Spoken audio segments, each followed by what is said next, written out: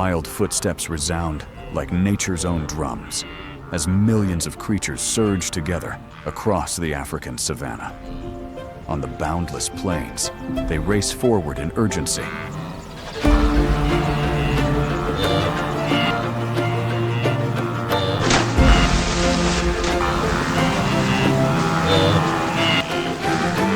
Crossing raging rivers that roar as if to swallow everything whole.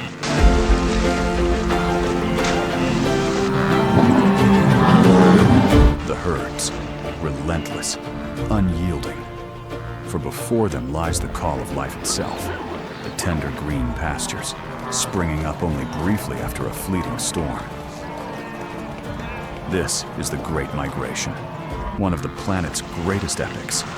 Yet it is also a brutal trial. 1 in 10 will fall forever along the way.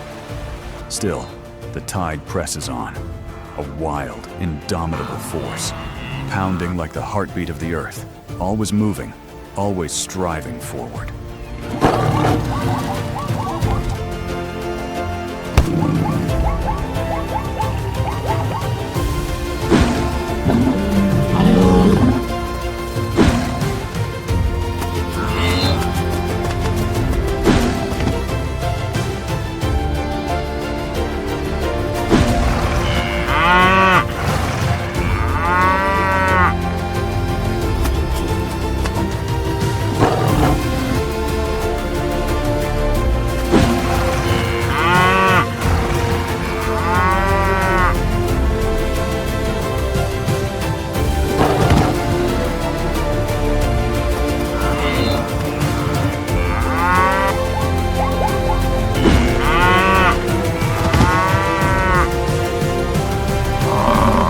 Welcome to the wild savanna, where migration becomes a symphony of survival, of courage, and of life's eternal endurance in the face of majestic nature.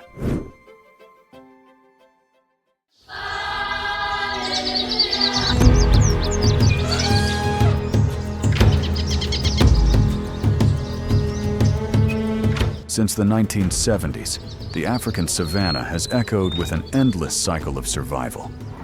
Each year, more than 1.7 million wildebeest, 260,000 zebras, and 470,000 gazelles set forth together on a monumental migration epic.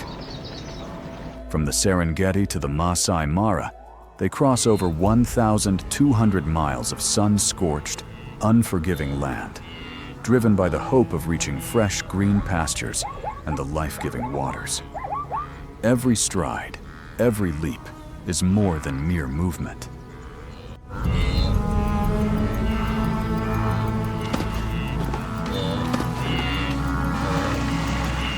It is a race for life itself, where fragile existence is constantly tested by the looming presence of death.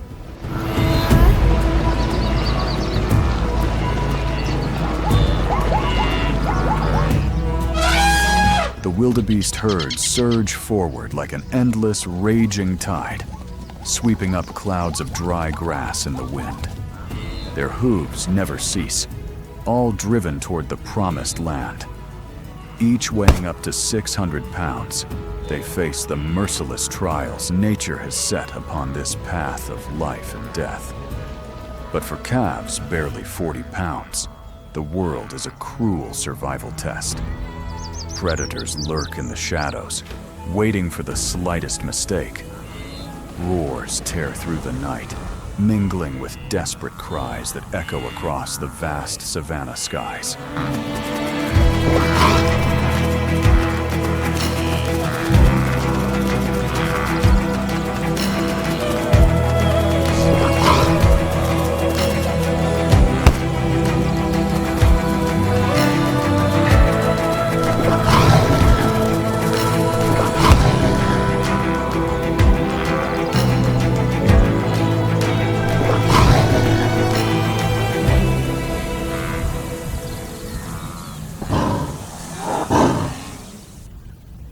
And yet, the greatest trial still lies ahead.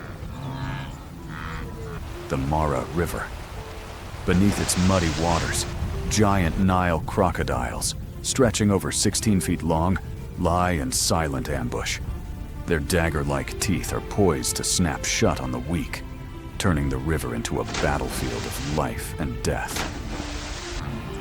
On this journey, some 250,000 wildebeest and 30,000 zebras perish.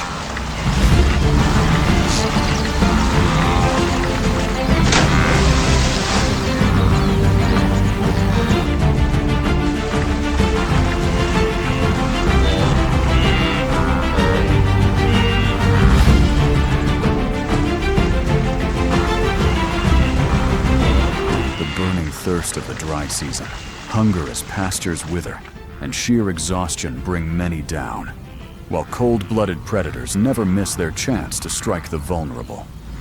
This is a brutal odyssey, where death is the inescapable soundtrack. Yet for the survivors, it is nature's ultimate trial, a relentless clash between hope and peril. Within this eternal migration epic, life and death intertwine, painting a grand, ferocious, and defiant portrait upon one of the harshest landscapes on Earth.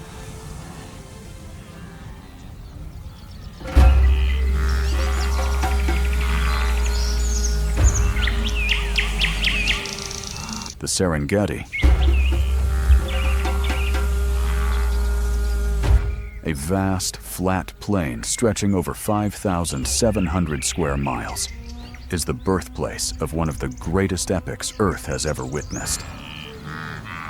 This is the very heart of the Great Migration, a natural phenomenon that has echoed for millions of years, etched into every shift of the land, every breath of the climate, like an endless symphony of life.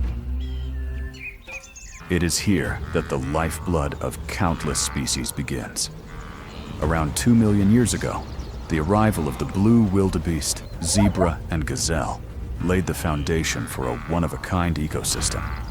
On the Serengeti, the eternal cycle of life was set in motion.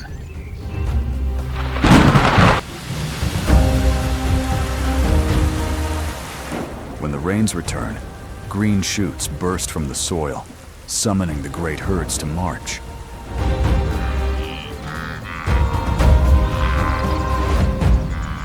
And when the dry season scorches the land, the parched earth becomes a call to leave, driving millions onward in search of new promised pastures.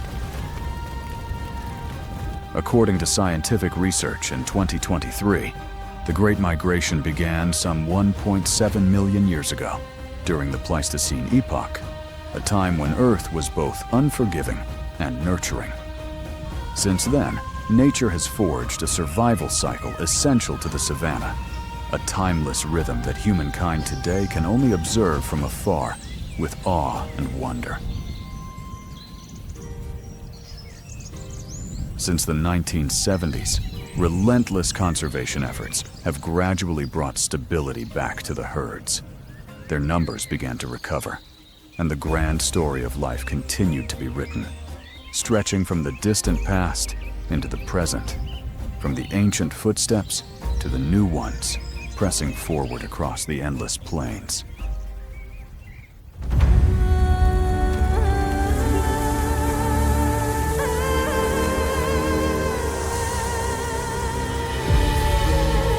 When the rainy season fades, the green mantle of the grasslands withers away.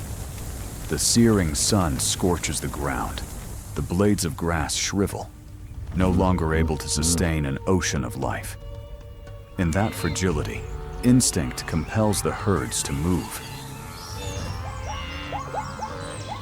But the Great Migration is more than just a quest for food.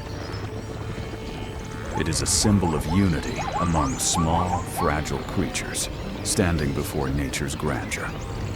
Herd after herd, they converge into a colossal force, advancing like a roaring river.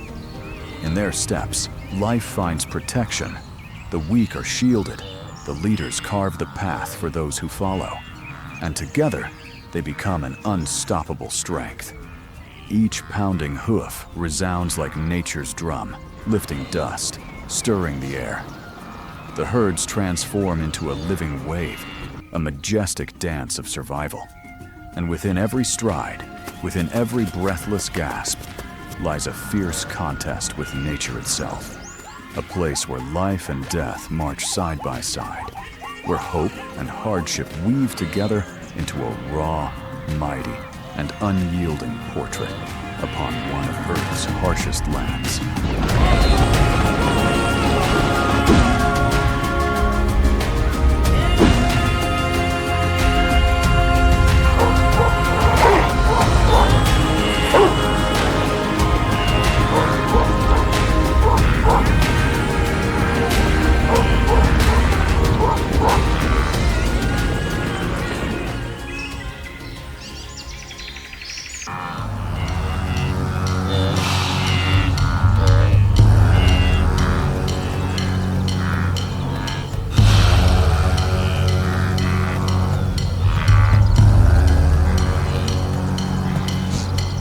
The timing of the Great Migration across the African savanna follows no fixed schedule.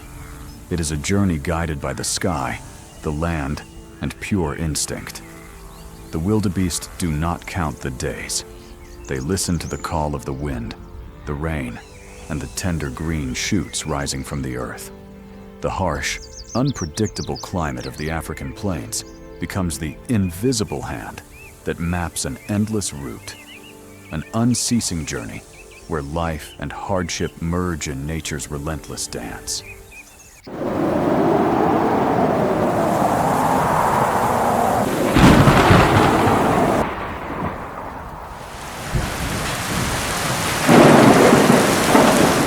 When the brief rains arrive between December and March, the Serengeti awakens.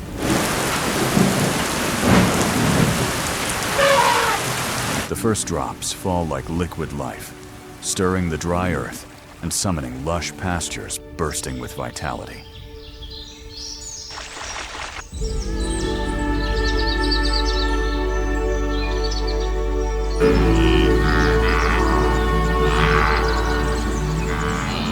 According to the Tanzania Meteorological Authority, 2023, an average rainfall of 4 to 12 inches per month transforms the plains into a vast sea of green, a grand feast for millions of new mothers.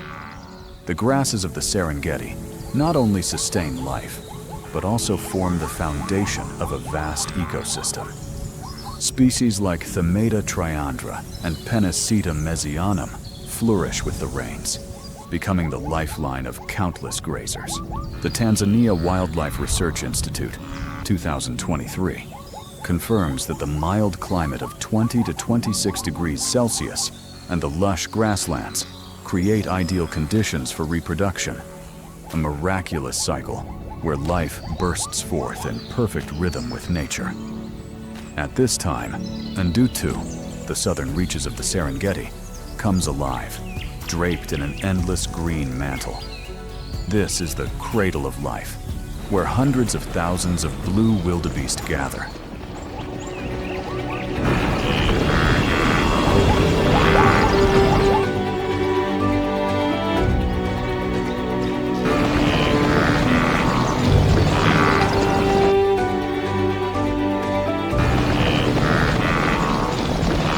Standing 1.2 to 1.5 meters tall and weighing up to 290 kilograms, they transform the plains into a living ocean. Within weeks, more than 500,000 calves are born. It is both a magnificent and strategic event, predator swamping. With so many newborns at once, predators like lions, hyenas, and cheetahs cannot consume them all, forced to accept the overwhelming tide. Yet here, there is no room for delay. Just minutes after birth, calves weighing around 18 kilograms must stand. Within hours, they must run, an instinctive race for survival against the predator's claws. Nourished by their mother's rich milk, they grow quickly, reaching speeds of 40 to 50 kilometers per hour within weeks, nearly matching adults. The wildebeest, the backbone of the Great Migration, are never free from danger. Lions, hyenas, African wild dogs, and cheetahs stalk their every move.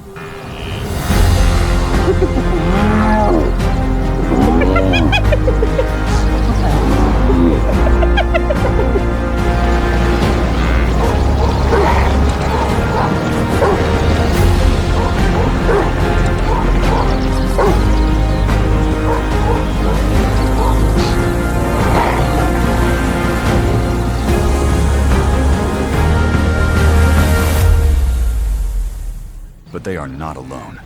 The power of the herd is their greatest weapon. Thousands packed together, flowing like a living river, leaving predators struggling to single out a target. Adult males form a defensive wall, their sharp, curved horns guarding the fragile young.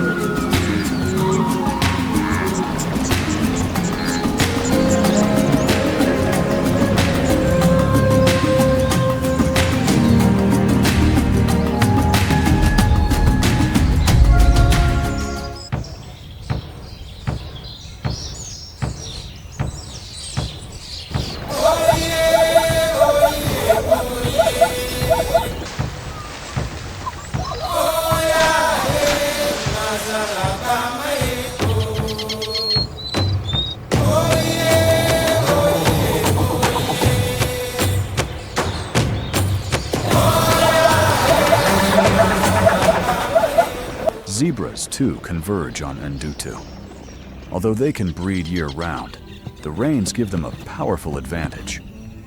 Each adult, standing 1.2 meters tall and weighing 350 to 450 kilograms, moves in large groups, their hoofbeats pounding like an endless drum across the savanna. Masters of adaptation, they graze even on coarse, dry grasses that others leave behind, roaming dozens of kilometers in search of water. After 12 to 13 months of pregnancy, foals weighing about 32 kilograms are born. And within 20 to 30 minutes, they must stand and run with the herd. With powerful kicks and a strong sense of unity, zebras fight back under the leadership of a dominant stallion.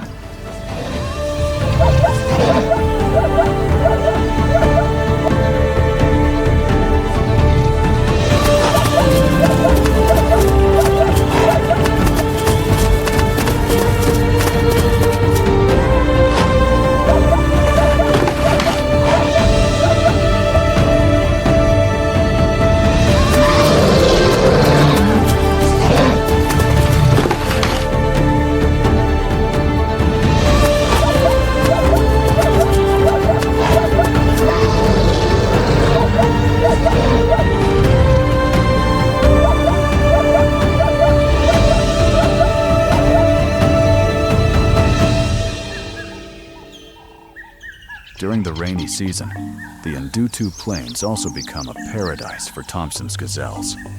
Small, just 60 to 70 centimeters tall, and weighing 20 to 35 kilograms, they possess extraordinary speed. With a short gestation of only 5 to 6 months, fawns weighing just 4 to 5 kilograms rely on camouflage, their pale brown coats blending into the grasses. Each day, the mother nurses her young once before leaving it motionless, hidden in the savanna.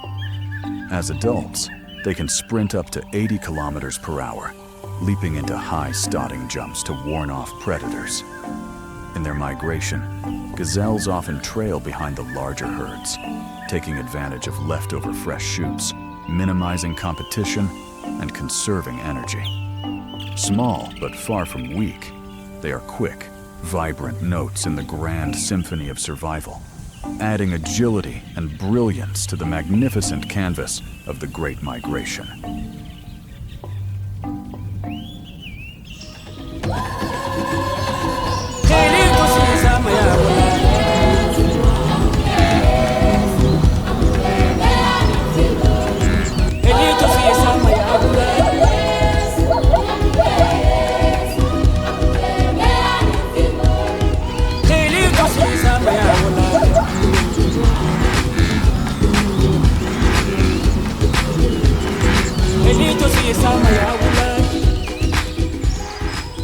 After the bustling birthing season in the early months of the year, when hundreds of thousands of calves take their first steps, the lush green pastures of southern Serengeti begin to fade. By April and May, the rains stop.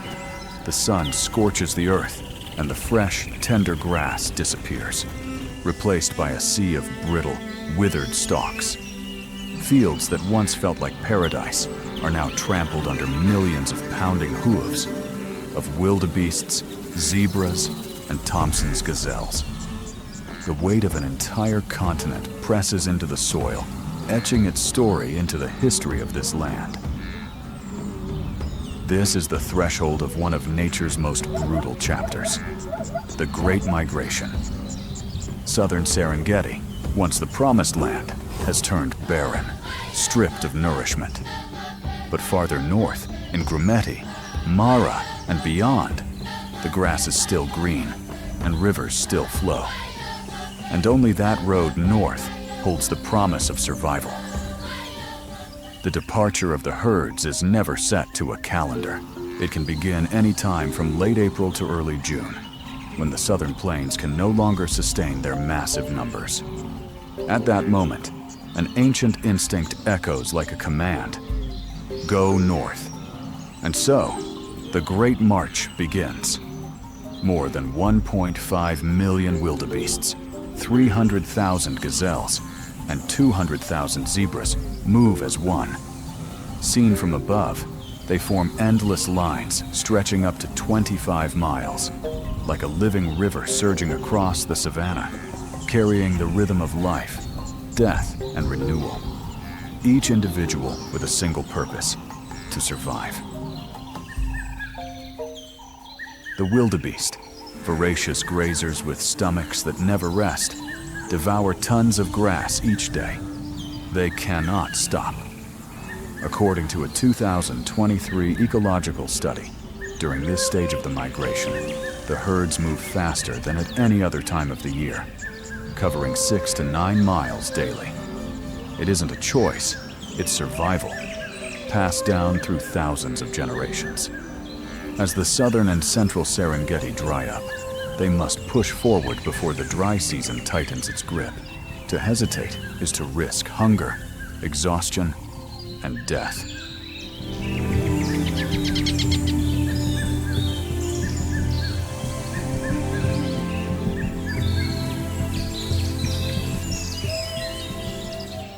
The rains fade, leaving scattered streams and marshes along the western corridor. The herds follow these veins of water, their hooves drumming a relentless beat that shakes the earth. The savanna becomes a racetrack of life and death, where stamina and speed decide fate.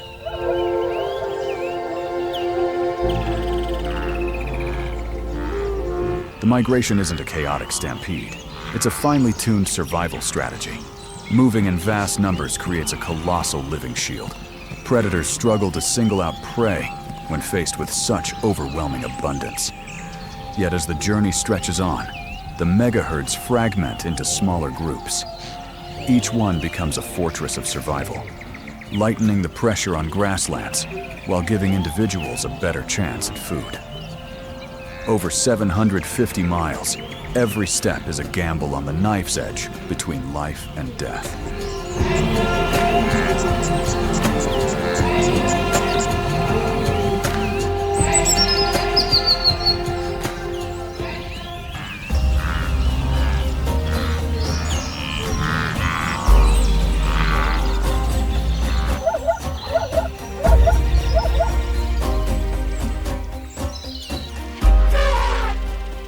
As the herds near Grumeti, the tension mounts.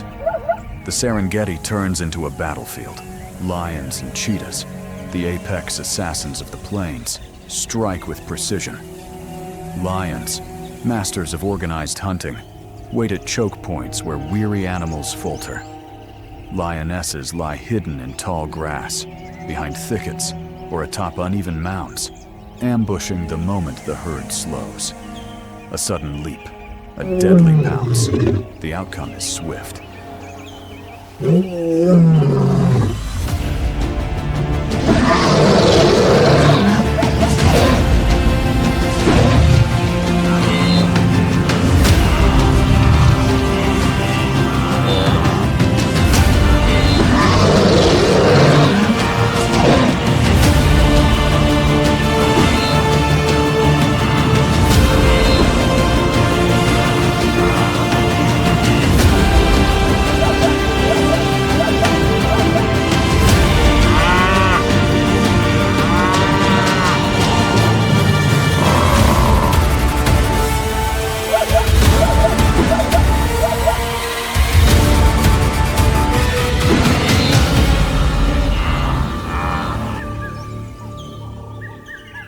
But the prey aren't defenseless. Zebras, with their keen eyesight, often act as sentinels. A 2023 Serengeti Institute study found that zebras can detect lions from nearly 1.5 miles away. When danger looms, they sound piercing alarms, sending shockwaves of panic through the herds. Thousands instantly shift formation, ready to bolt. Speed becomes the ultimate weapon. Zebras and wildebeests can hit 40 to 50 miles per hour, forcing lions to burn every ounce of strength. But lions can't maintain that pace for long. If the prey is fast enough or stubborn enough, they live. Sometimes they even fight back. A 500-pound wildebeest with 30-inch horns can gore a lion. A zebra's hind kick can shatter ribs or crush a predator's skull. Cheetahs, meanwhile, are nightmares for the smaller Thompson's gazelles. At 60 to 70 miles per hour, their short, blistering sprints leave little chance of escape.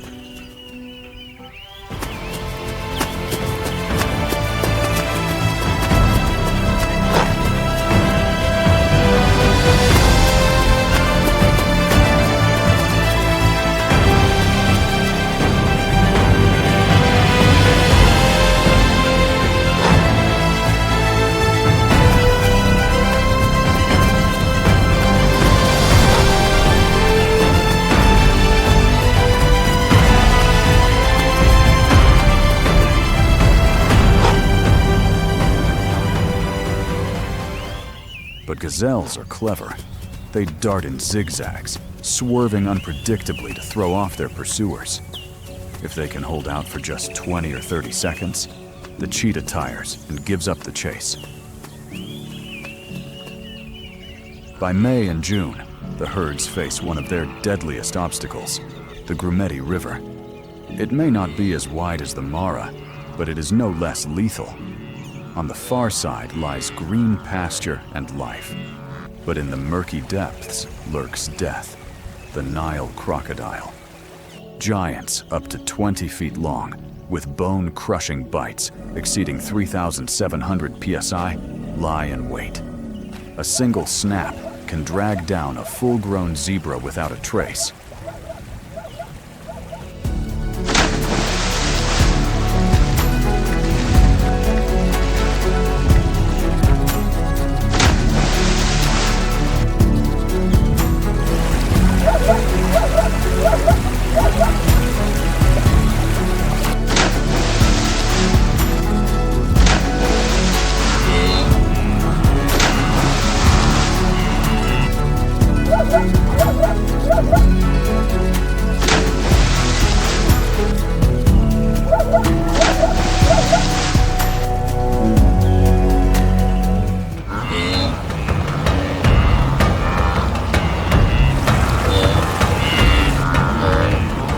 When tens of thousands surge into the narrow waters, chaos erupts. White foam explodes. Terrified cries echo, and the river becomes a frenzy of panic. Some stumble and drown. Others are seized and pulled under by the prehistoric killers. Yet those who make it across earn their reward, the promise of grass, water, and survival. Scattered across the western corridor and the Koga-Tenda region, the air grows heavy with an unseen tension. The migration is no longer a solid wall of millions, but scattered into smaller, looser groups. And in that fragmentation, predators find their chance. The lions, the crownless kings of the savannah, wait for this moment. They exploit the fatigue and chaos of the mating season, when dominant males are drained from constantly defending their territories and mates. In these moments, power becomes a burden, and the very leaders of the pride turn into vulnerable targets for sudden ambush.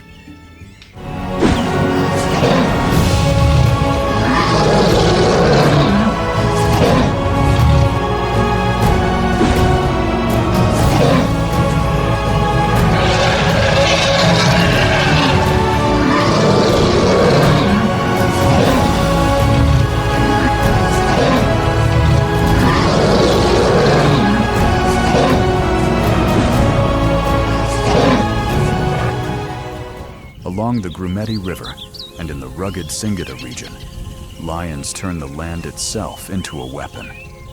Dense thickets, broken riverbanks, and sparse riverine woodland become natural fortresses.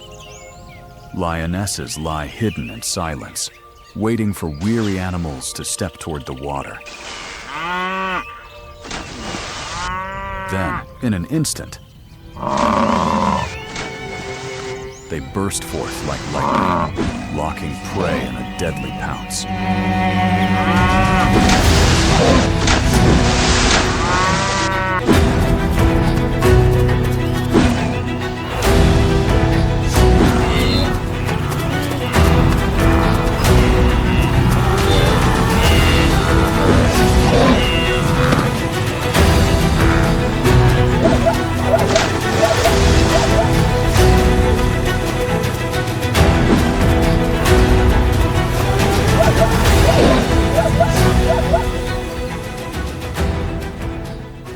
But lions aren't the only threat.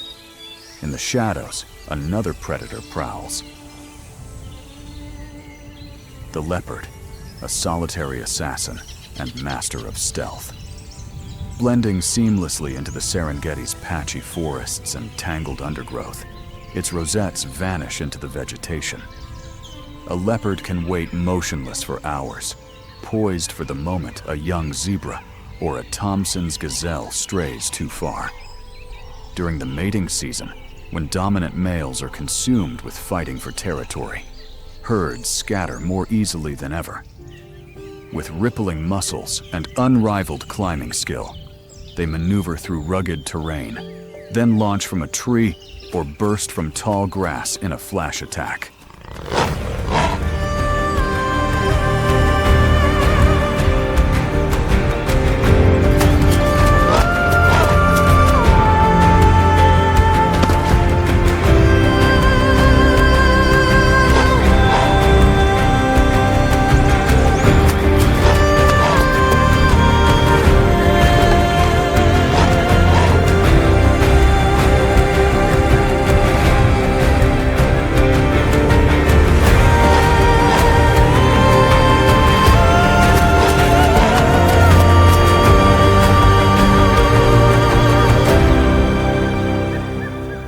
It's all over in seconds, before the herd even realizes what happened.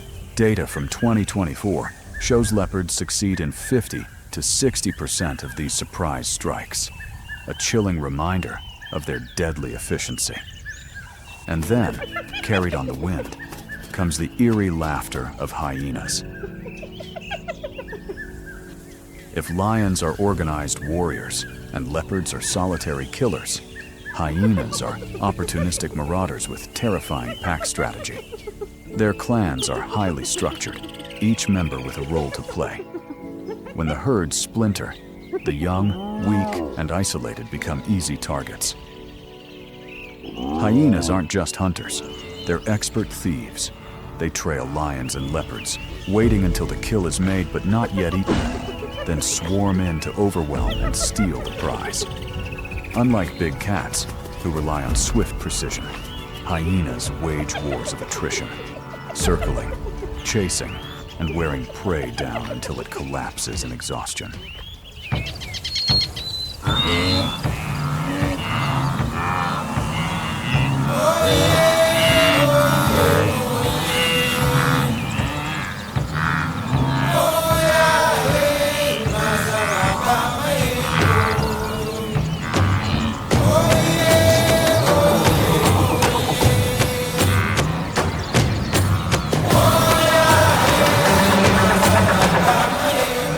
August to October, the migration enters its most brutal chapter. Kogatende in northern Serengeti and Kenya's Masai Mara become the epicenter. Every day, millions of wildebeests, zebras, and gazelles converge on a single, deadly obstacle: the Mara River. This raging river stretches for miles, a natural wall dividing life from death. On the far side lies Masai Mara, a lush 1,500 square kilometer paradise where rain-fed grasses beckon the herds.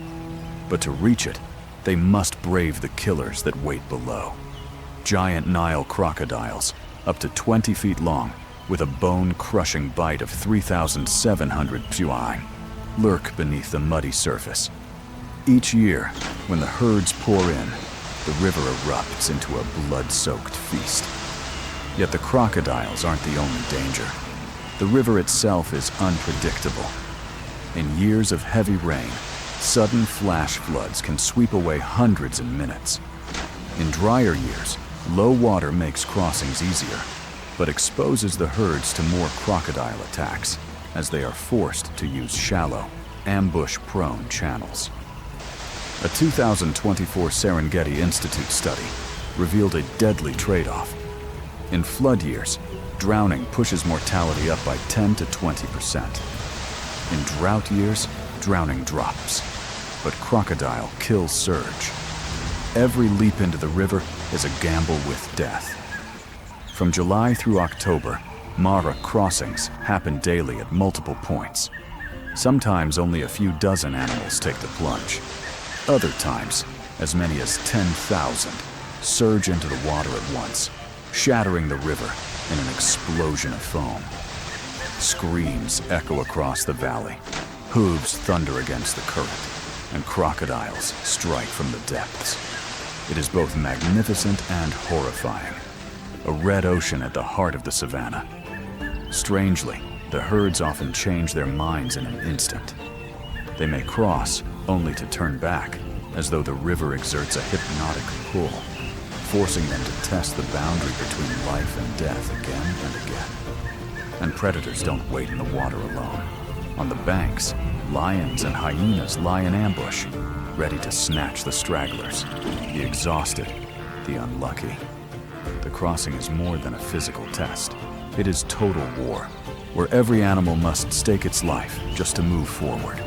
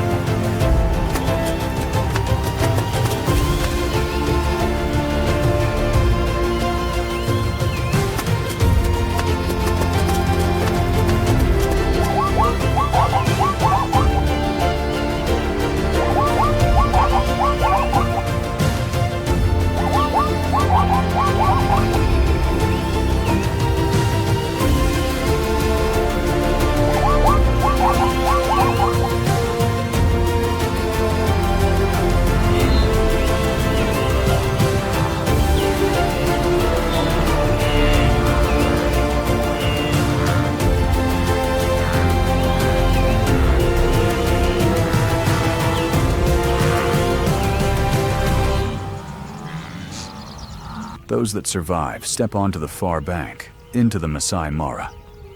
This fertile land, an extension of the Serengeti, unfolds in rolling grasslands, river valleys, and scattered woodland. Heavy annual rainfall, 30 to 50 inches, sustains a rich ecosystem, home to more than 95 mammal species and 570 bird species. But Masai Mara is no safe haven. It is both paradise and battleground. The abundance of prey fuels a thriving predator population. The legendary Big Five, lion, leopard, elephant, buffalo, and rhinoceros, all roam here. And at the top of it all, the lions. In prides like the famed Marsh Pride, they dominate the land, exploiting the herd's arrival to feast. Small prey may fall to a single lioness, but larger quarry, buffalo, or even young elephants, demand a coordinated strike by the whole pride. Masai Mara thus becomes a stage for some of the most spectacular hunts on Earth, where entire prides hurl themselves at prey weighing tons, while thousands of wildebeests and zebras continue their endless march, knowing that tomorrow will bring another battle. As dusk settles over the grasslands, the Masai Mara sheds its skin. Honey gold fades to a deep indigo sea. This is when the lions take the throne. Their eyes, cold twin stars, slice through the dark. Hunting success soars when night becomes an ally. After days on the move, wildebeests and zebras are spent.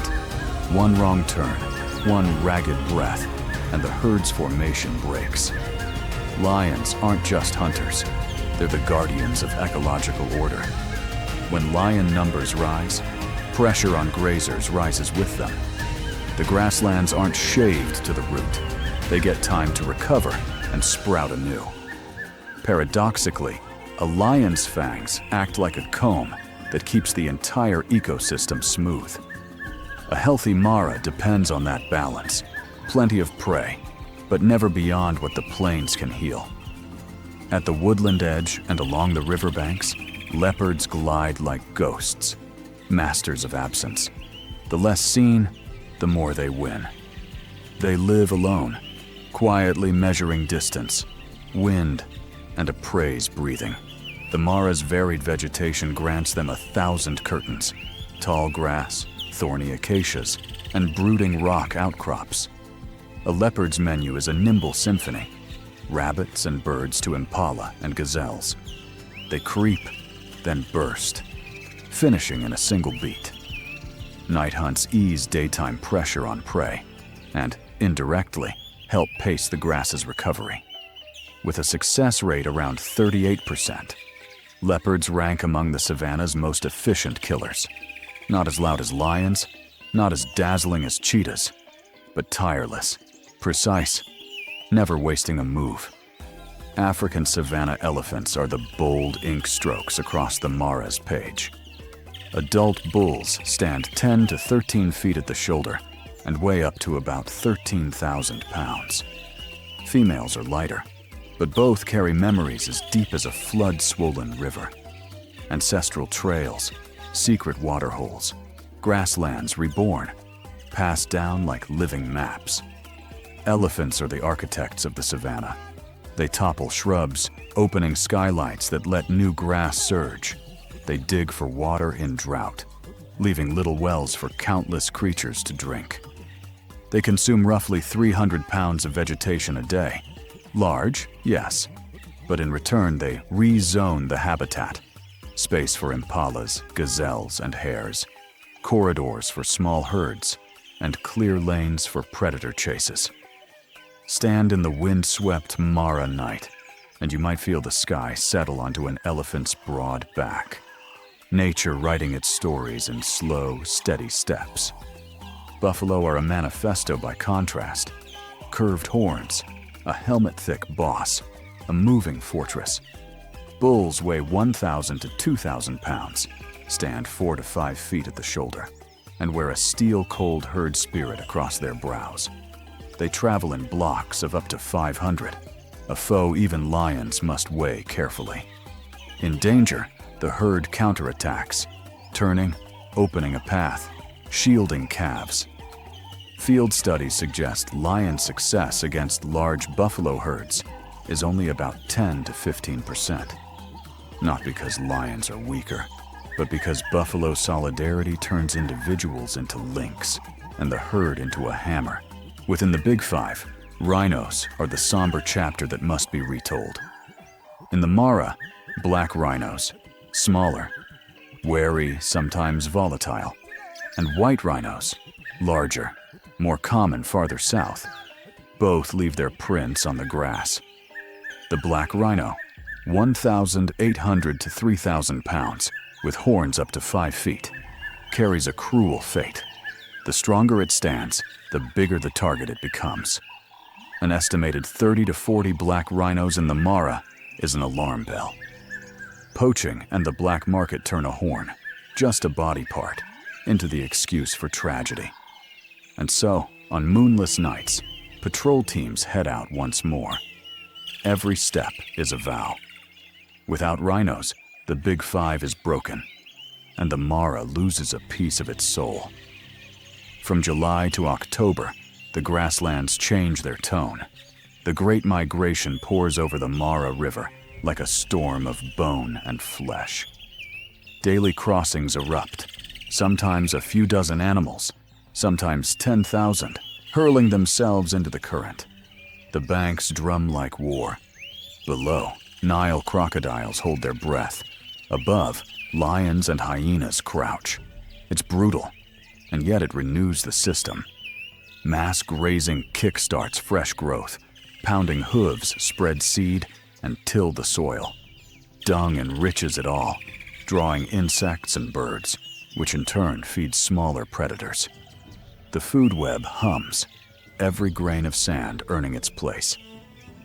In November and December, the short rains return to southern Serengeti. Grass that had cracked and browned springs back as if plugged into a socket.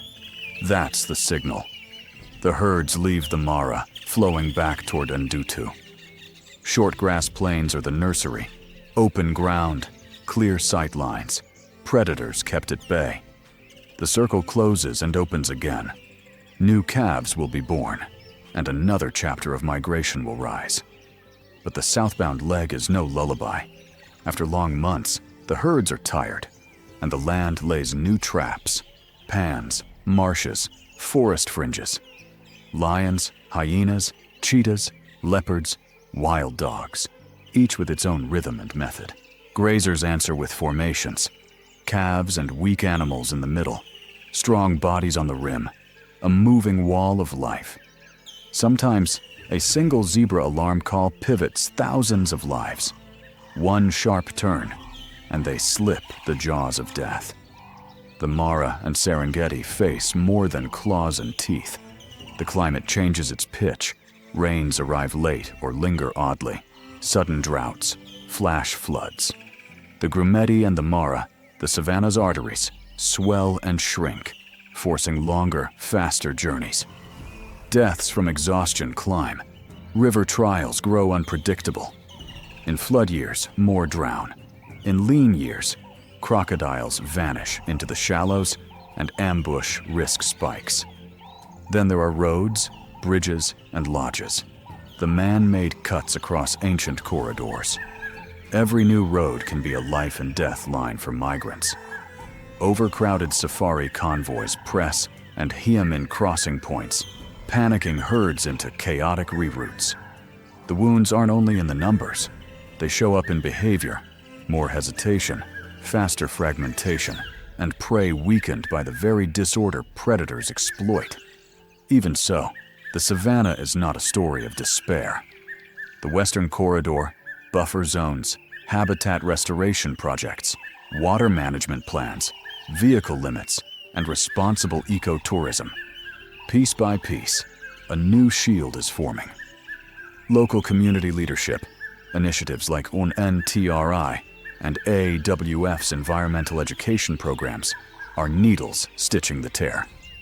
To keep the migration's epic alive, we need more than laws and patrols. We need storytellers, travelers who respect distance, filmmakers who know when to cut the camera, audiences willing to listen to hoofbeats echoing through the screen, the call of a planet that still wants to stay green. On a windless night in the Mara, you can hear the plains breathe. Lions prowl. Leopards vanish without a sound. An elephant snaps an acacia branch. A buffalo stamps the earth. Far off, a rhino slips through the shade.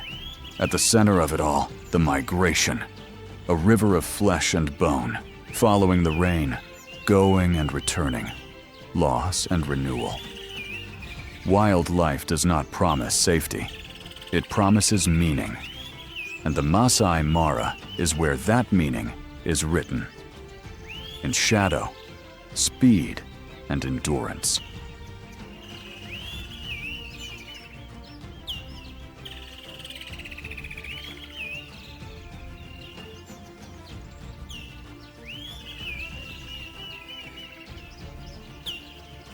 In southwestern Kenya, right along the border with Tanzania, the Masai Mara stretches like an immense carpet of 1,500 square kilometers. Its name, Mara, comes from the Ma language of the Maasai people, meaning spotted, a reference to the dark green acacia groves and drifting clouds casting shadows across the golden plains, creating a layered, textured landscape. From above, the Mara resembles a vast tapestry woven from grass, clouds, forest, and sunlight. But it is more than a painting. It is a living organism. Every blade of grass, every waterhole, every river contributes to a symphony where life and death collide, forming the heartbeat of the savanna. Lions, rulers of the dark. When sunset falls, the Masai Mara changes tempo. The plains pause for a breath, then awaken with a roar. This is the lion's hour. By day, the scorching heat keeps them sprawled in the shade of acacias. But by night, the star-filled sky and pitch-black earth become their kingdom. Their eyes glow like burning coals, piercing the dark. At this time, their hunting success soars. Exhausted wildebeests and zebras, weakened after long journeys, become easy prey. Lions are not just killers, they are regulators. By controlling herbivore numbers, they prevent the grasslands from being stripped bare. Paradoxically, their fangs are instruments of preservation. When a zebra falls, the grass and dozens of other species are saved. Leopards, silent artists. If lions are the rulers of power, leopards are the artists of silence. Solitary by nature, they move like shadows between trees and grass. Their golden-spotted coats blend seamlessly into the sun-scorched plains, turning them into living phantoms. Leopards choose a different path. No fanfare, no spectacle. Just a sudden spring, one decisive strike. Their diet is versatile, ranging from hares and birds to impalas and gazelles. In the Mara, the leopard's elegance and secrecy remind us that strength isn't always the key. Sometimes silence is the ultimate weapon. A 2023 study found leopards in the Mara succeed in 38% of hunts, a figure higher than many other predators. For leopards, the secret is timing, precision, and never wasting energy. Elephants, the living memory of the savanna. Amid the drama of the big cats, African elephants appear as wise giants. Adult males weigh up to 13,000 pounds and stand more than 10 feet at the shoulder, with sweeping ivory tusks. They move in matriarchal herds, guided by the leadership of the eldest females. What sets elephants apart is their memory. They remember waterholes, pathways, and rains, knowledge passed across generations. This living memory allows them to find life even in harsh drought years. Elephants are the architects of the savanna. They topple trees to let sunlight reach the ground and encourage grass to grow. In the dry season, they dig for water, leaving wells that sustain hundreds of other creatures. Eating about 300 pounds of vegetation a day, they reshape habitats, creating grazing grounds for antelopes, corridors for small herds, and open pathways for predators. Buffalo, the iron wall of the herd. African buffalo, one of the big five, embody the strength of unity. With massive curved horns and a helmet-like boss hard as iron, their very heads are shields. Buffalo move in large herds, sometimes 500 strong. When lions attack, the herd instantly tightens, protecting calves and weaker members. But they don't just defend, they strike back. Records show buffalo herds have turned on lions, goring even full-grown males. A 2023 field study revealed lions' success against large buffalo herds is only 10 to 15%. In the Mara's survival game, buffalo are not simply prey, they are predators' nightmares.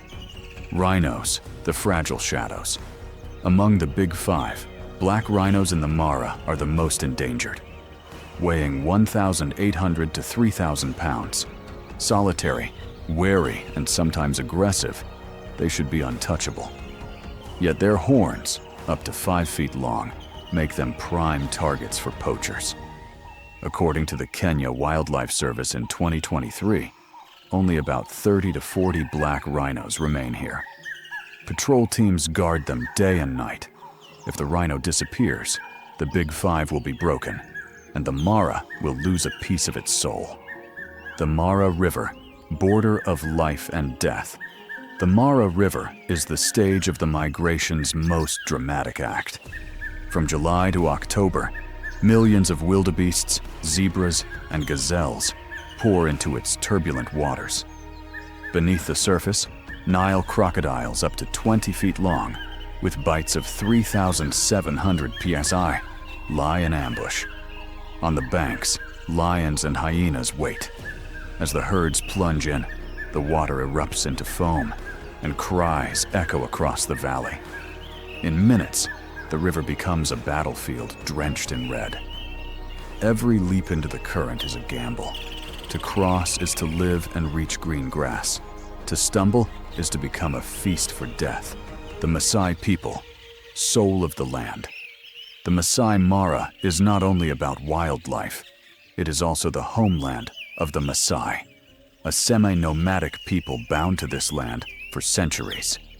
Wearing their red shukas and carrying spears, they lead cattle across the same paths wildebeests and zebras still follow.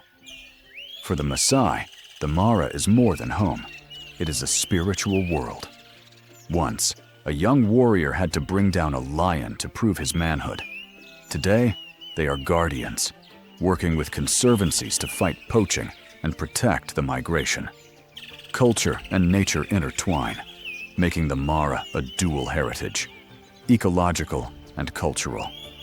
Paradise and battleground, the Mara is a magnificent paradox. By day, it shines like paradise. Elephants roam, giraffes stride gracefully, birds burst into song. By night, it transforms into a battlefield where claws and hooves collide, and death fuels life.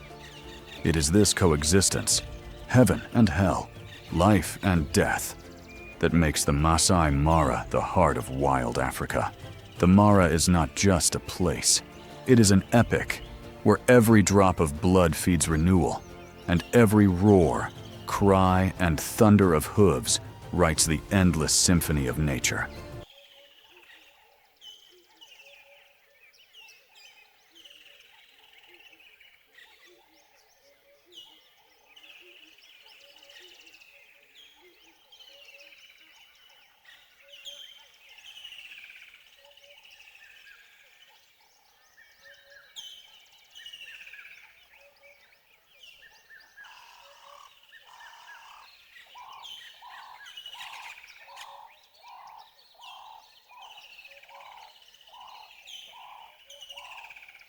Blankets the land year-round, Siberia is often described as a wild kingdom home to an incredibly rich and diverse ecosystem. Occupying roughly 10% of the Earth's land surface, Siberia is dominated by two major ecosystems, the taiga forest and the frozen tundra plains. The Siberian taiga is the largest coniferous forest on the planet, stretching from the Ural Mountains in the west all the way to the Pacific Ocean in the east. It is a land abundant in natural resources, filled with trees such as Siberian pine, spruce, and cedar, each uniquely adapted to the region's extreme cold.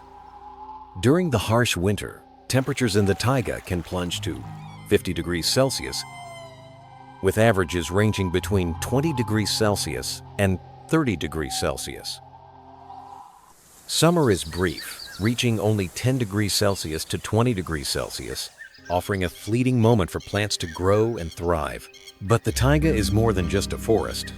It is home to a multitude of wild creatures, including the Siberian tiger, gray wolf, lynx, wolverine, and brown bear. In addition, countless migratory birds arrive during the short summer, taking advantage of the rare warmth to nest and raise their young in this breathtaking yet unforgiving land of ice and survival.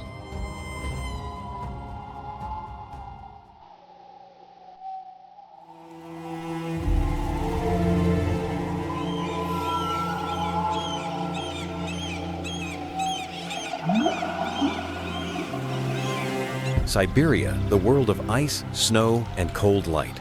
A land so vast it seems endless, where northern winds roar across the boundless tundra and the ancient taiga forests, a place where time itself seems to freeze in the breath of an eternal winter. Here, amid the brutal cold and infinite silence, life still endures, resilient, unyielding, and more extraordinary than anywhere else on Earth. This is the homeland of legendary creatures, the mighty Siberian tiger, moving like a shadow through snow-covered pines, and vast herds of reindeer crossing endless white plains in search of food. Yet no creature symbolizes nature's strength and perfect adaptation more than the polar bear, the ruler of the Arctic, the solitary warrior of the frozen seas. Even its name evokes a sense of harshness, a realm where oceans freeze solid, where blizzards scream without end, and where life must fight for every hour of existence.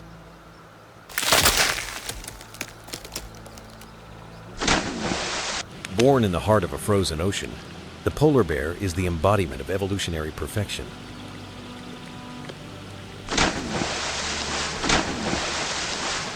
Its double-layered fur is a masterpiece of biology. A dense, soft undercoat that traps warmth, and an outer layer up to 15 centimeters long, reflective and water-repellent, creating an insulating layer of air that keeps its body warm, even in sub-zero temperatures. Beneath that fur lies a 10 centimeter thick layer of fat, a natural armor that provides buoyancy, insulation, and protection. Thanks to this, polar bears can swim over 100 kilometers, sometimes for 9-10 days without rest, crossing 400 kilometers of icy waves, from one drifting iceberg to another in search of prey.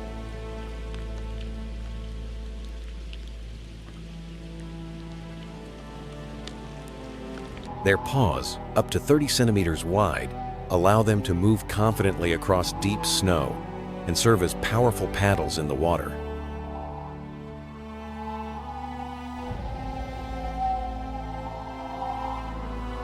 Every stroke is a rhythm of power and grace, a testament to nature's ultimate design for survival in a frozen world. 1 minute of a seal's guard down and the polar bear will be returned to God.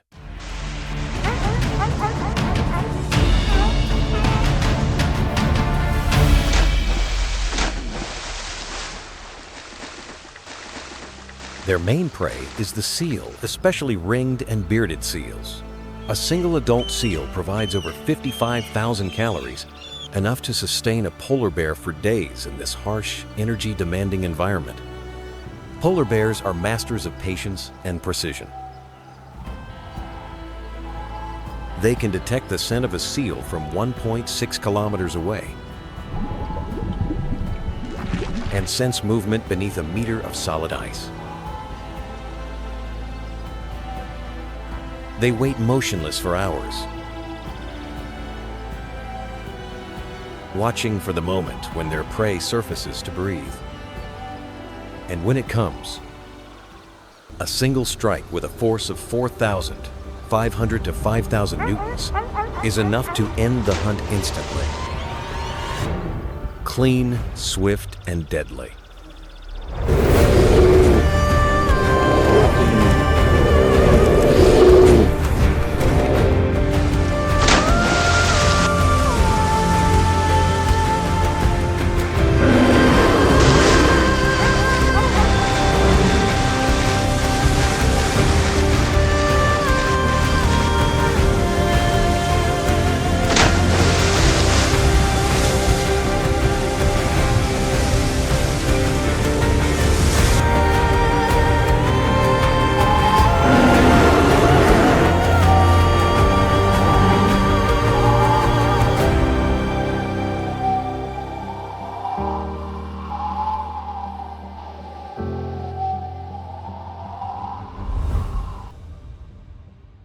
As winter tightens its grip, the mother bear seeks refuge in an ice den.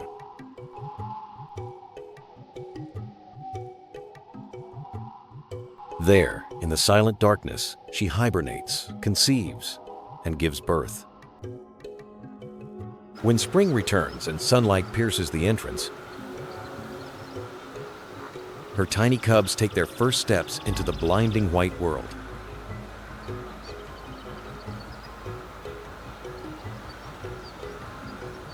For the next 2 to 3 years, the mother teaches them everything: how to move across snow, how to hunt, how to wait, and how to read every whisper of wind, water, and ice.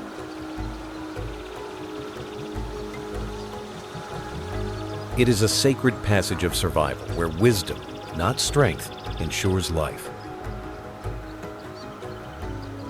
With its white fur, raw power, and flawless adaptation, the polar bear stands as a living monument to nature's resilience, a survival machine shaped by hundreds of thousands of years of evolution.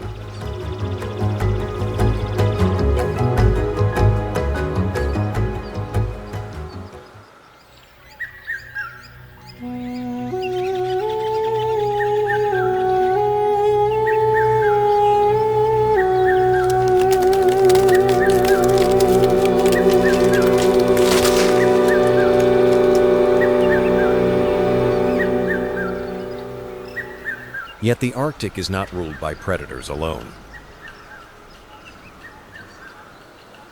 To preserve the fragile balance of this frozen realm, nature forged another symbol of endurance: the Siberian reindeer.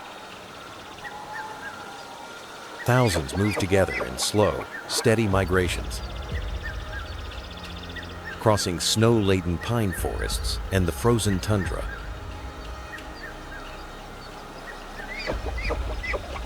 Searching for the faintest patches of grass hidden beneath the snow.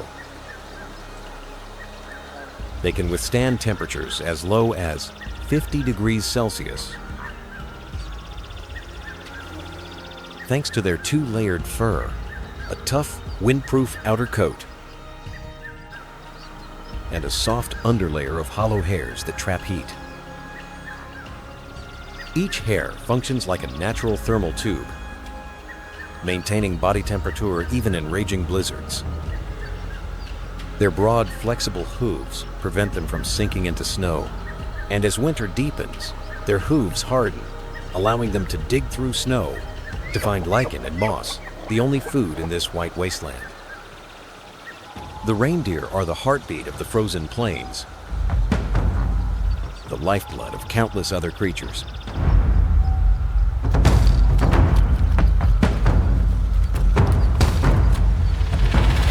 They forge paths through the snow, leaving trails that birds, foxes, and wolves follow to survive. The wolves rushed like arrows, but the reindeer ran in panic, because they knew if they were late, they would get a ticket back to God.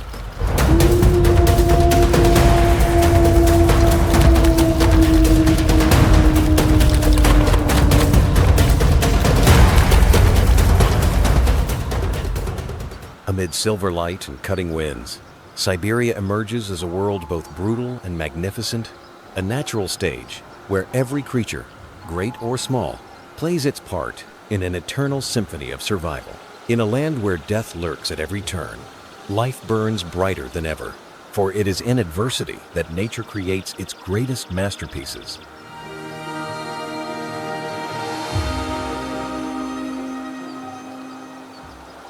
The true wonder of the Siberian reindeer lies within each strand of its fur. What seems like simple hair is, in fact, a masterpiece of evolution engineered for one purpose only: to help it survive and move through an endless world of ice and snow. Each hair is hollow, like a tiny air-filled tube. This unique structure traps cold air inside, creating an extraordinary layer of insulation that prevents heat loss in sub-zero temperatures. At the same time, it makes the reindeer's massive body much lighter than it appears, allowing it to move effortlessly across deep snow, as if gliding over a soft white carpet, light, steady, and graceful.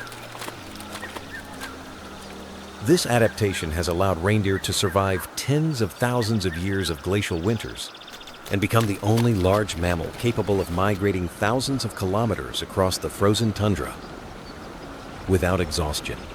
Beyond their fur, the reindeer's hooves are among nature's most remarkable tools of survival. Their flexible, shape-shifting design allows them to adapt to any terrain, a near supernatural ability perfected through millennia of evolution. When moving across soft snow, the hooves spread wide, increasing surface contact and preventing them from sinking, like wearing built-in snowshoes. This lets entire herds move rhythmically, one step after another, across snow several meters deep while maintaining a steady pace. In contrast, when traveling over hard ice or slippery rock, the hooves contract, becoming sharp and blade-like. This gives the reindeer a firm grip, preventing slips and falls. Their crescent-shaped edges allow them to stand firm, climb slopes, and cross glaciers without slowing down.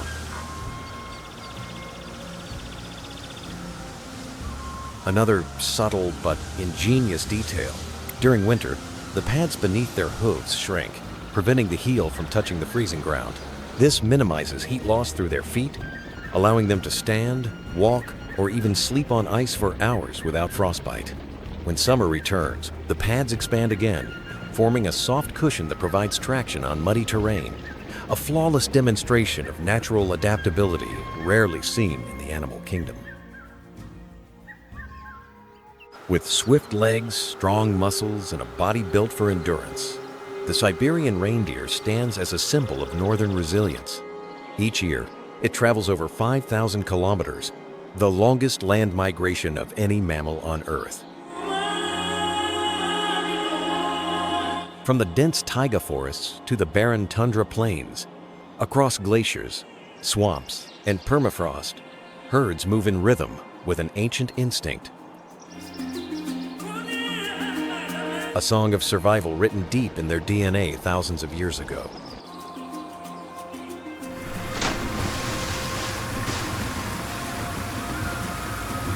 In spring, they migrate north, following the melting ice and the first sprouts of new grass.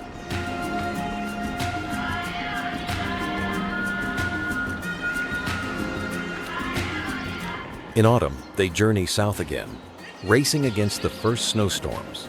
Though their path stretches for thousands of kilometers, they always return to the same places, the same seasons, as if guided by the silent heartbeat of the earth itself.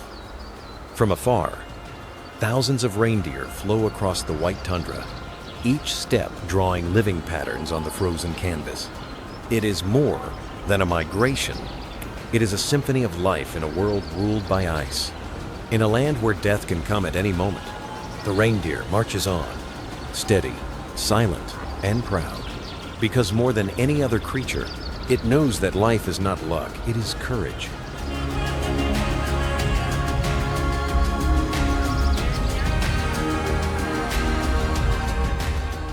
When autumn arrives, the sun sinks low along the horizon and northern winds carry the first chill of winter. The Great Migration begins. Hundreds of thousands move together. A living river flowing across a white wilderness. One of the most breathtaking and emotional spectacles in the natural world. They travel without rest, 20 to 50 kilometers a day. Each step in rhythm like an ancient song. Not one is left behind, for in this journey, their greatest strength lies in unity. As winter tightens its icy grip on Siberia, food across the tundra grows scarce. The herds turn southward, seeking the shelter of the taiga forests, where the cold is less brutal and patches of green moss hide beneath the snow. Precious energy that sustains them through the darkest months of the year. A single herd can number up to 100,000 individuals, a sea of life in motion, each step carving paths of survival across the frozen desert. Yet migration is not merely a search for food. It is the circulatory system of nature. a grand design through which life renews itself. As the herds move, they carry nutrients in their droppings and shed fur, enriching the soil, nurturing new growth, and enabling countless other species to survive. They are nature's couriers of life, each step sowing the seeds of renewal. To survive the merciless months of winter, reindeer have evolved into masters of adaptation. While many herbivores are stopped by thick snow, reindeer use their sharp hooves like shovels, digging deep to uncover moss and lichen, their only food in the frozen wilderness. Their hooves transform with the terrain. On soft snow, they spread wide like natural snowshoes, allowing them to move gracefully without sinking. On hard ice, the hooves contract, their edges harden like blades, gripping the slick surface so they can cross glaciers without slipping. Beneath the hooves, the pads expand and contract with the seasons, shrinking in winter to preserve warmth, expanding in summer for traction on soil and rock. It is a perfect self-adjusting system, allowing them to stand firm, dig, and travel endlessly across all terrain. Each migration is a trial, a test of endurance and time. Yet through this hardship shines the reindeer's quiet heroism. They march through blizzards, cross glaciers and rivers, climb ridges, and never stop moving.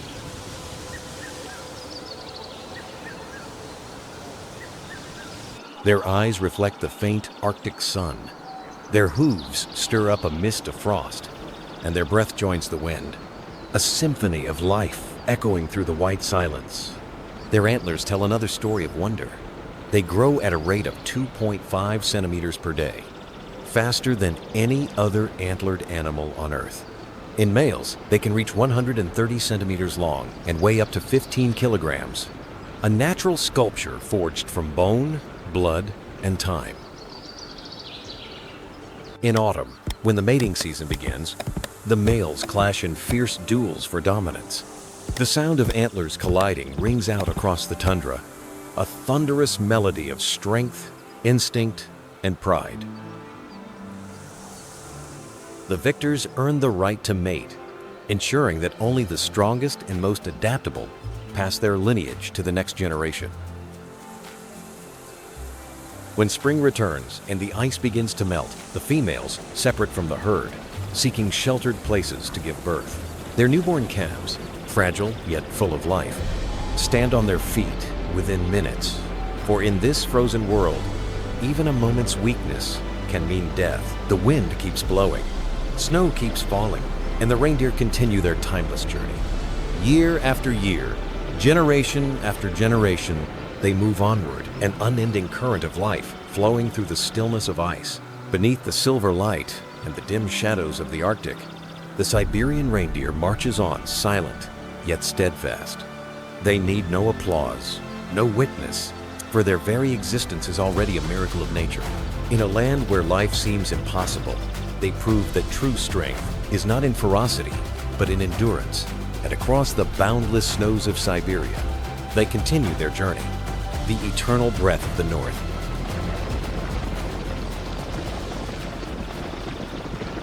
But where there is prey, there are predators.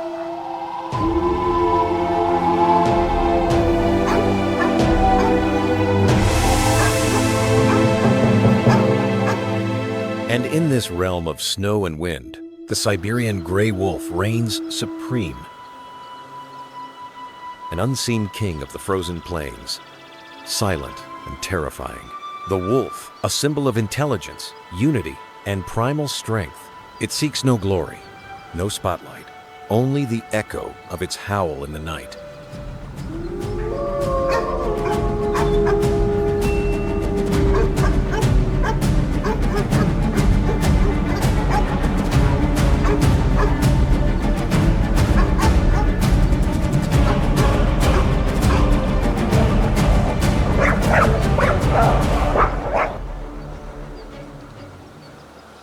Enough to make even the snow tremble.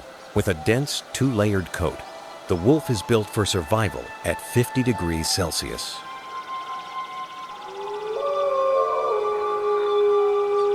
The outer layer is long, coarse, and water-resistant, while the inner layer is soft, thick and traps warmth like a living blanket.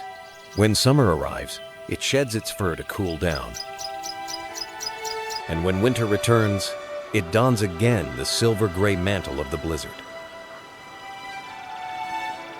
The Siberian wolf is a master of strategy and coordination. They do not simply hunt, they calculate.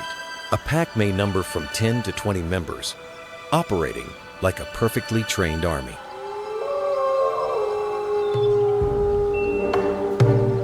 Each wolf has a role, the leader's signal. The strongest strike head-on. The faster ones flank the sides, surrounding and confusing their prey before launching a synchronized attack. It all unfolds in minutes, swift, decisive, and flawlessly executed, as if choreographed by instinct itself. When the prey collapses, snow bursts into the air. The wind carries the breath of life away, and the circle of survival closes once more in silence. A Siberian wolf's bite force reaches 500 psi, strong enough to crush the bones of a full-grown reindeer. Weighing only 40 kilograms, it can bring down prey 10 times its size. Hunting in packs, their success rate reaches 30%, an exceptional figure in the wild. They hunt by sight, by scent, by sound. When one howls, the rest answer, their voices merging into a haunting symphony of instinct and precision. But what makes the wolf truly great is not its strength. It is its endurance and resolve. They can run 40 kilometers a day, and when needed, reach 60 kilometers per hour in pursuit. Some packs have been observed chasing migrating reindeer for over 100 kilometers through deep snow, against the wind, under freezing skies.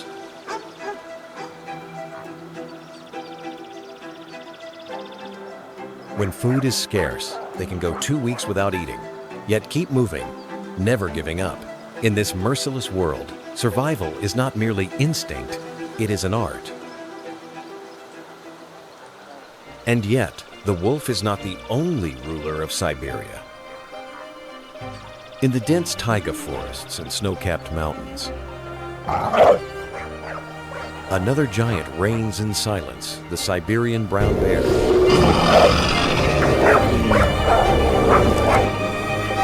Unlike the wolf's speed and coordination, the bear relies on raw power and patience. It is a solitary warrior, massive, muscular, and instinctively skilled.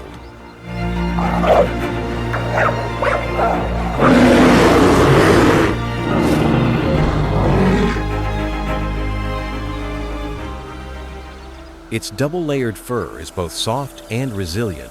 The outer coat repels water, while the inner traps warmth perfectly. Beneath it lies a thick layer of fat, up to 40% of its body weight, a vital energy reserve for months of hibernation during the long, frozen winter.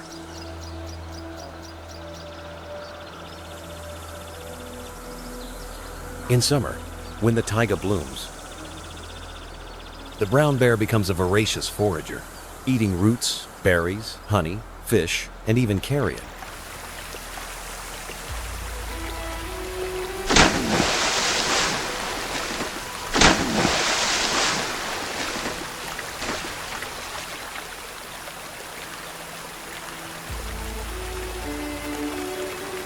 It can consume twice its body weight in a single day, storing fat for the harsh sleep ahead.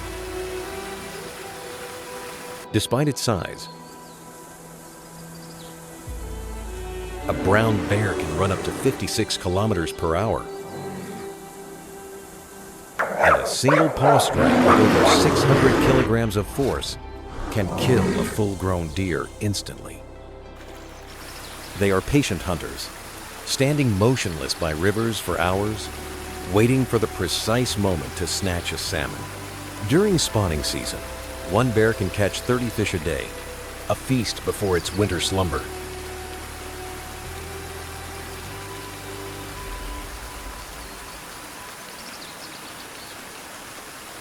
In the frozen wilderness of Siberia, the brown bear stands as a symbol of strength, intelligence, and endurance, a creature that has conquered the limits of survival itself.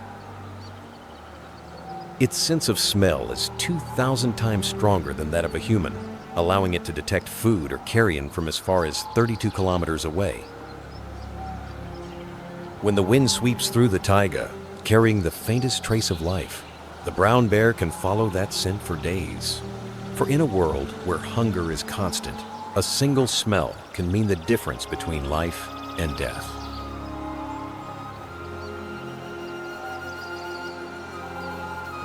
The bear takes every opportunity it can find. A leftover bone, a wounded animal, or the remains abandoned by another predator, all become precious sources of life. With its powerful muscles, immense stamina, and unmatched ability to store energy, the Siberian brown bear has become a master of survival in this frozen inferno. In the final months of summer, it enters a feeding frenzy, consuming up to 20,000 calories a day, or about 30 kilograms of food, from salmon and berries to small animals it can catch.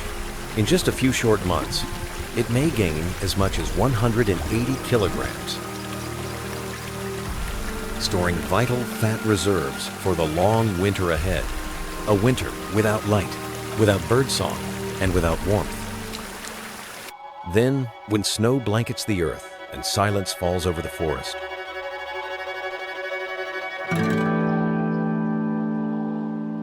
the bear retreats into its den and begins a hibernation lasting 5 to 7 months.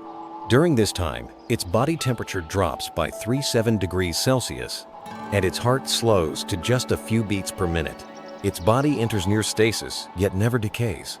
Every cell, every organ continues to function, as if nature itself is holding its breath, waiting for rebirth.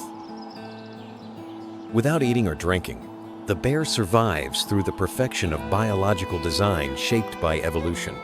Its body is a self-sustaining machine, crafted to endure, adapt, and regenerate.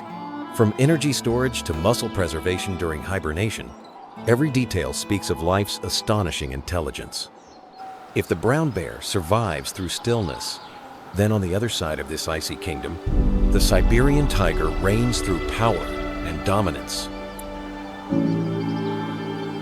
The largest tiger on Earth, it can reach over 3 meters in length and weigh up to 400 kilograms. With shoulders of iron and muscles forged by cold, it can kill a full-grown red deer with a single strike.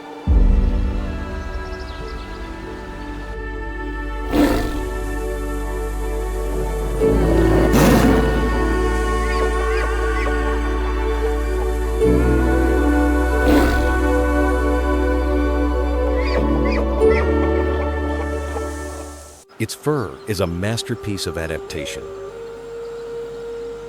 A dense, warm undercoat beneath pale, striped outer fur that blends perfectly with snow. So well that even a reindeer's sharp eyes may not see it until it is only meters away. Unlike the wolves that hunt in packs, the Siberian tiger is a solitary hunter, moving in silence through misty taiga forests. Every step calculated, every gaze a silent sentence of death. It can stalk prey for hours, even days,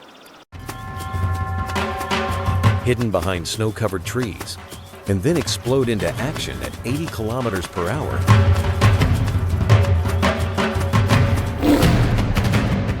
Its strike delivering a force of 5,000 newtons, enough to snap a spine in an instant.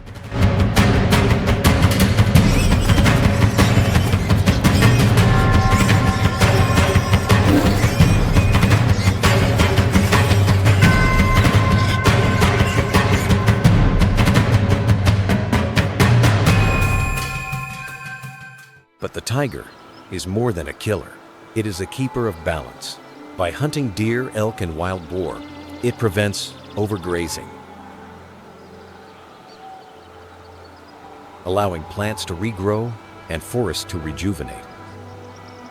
According to WWF research, areas inhabited by the Siberian tiger show twice the biodiversity. A sign that life flourishes wherever this great predator walks. Thus, the Siberian tiger is not only a symbol of strength, but also a living ecological indicator a measure of the taiga's health itself.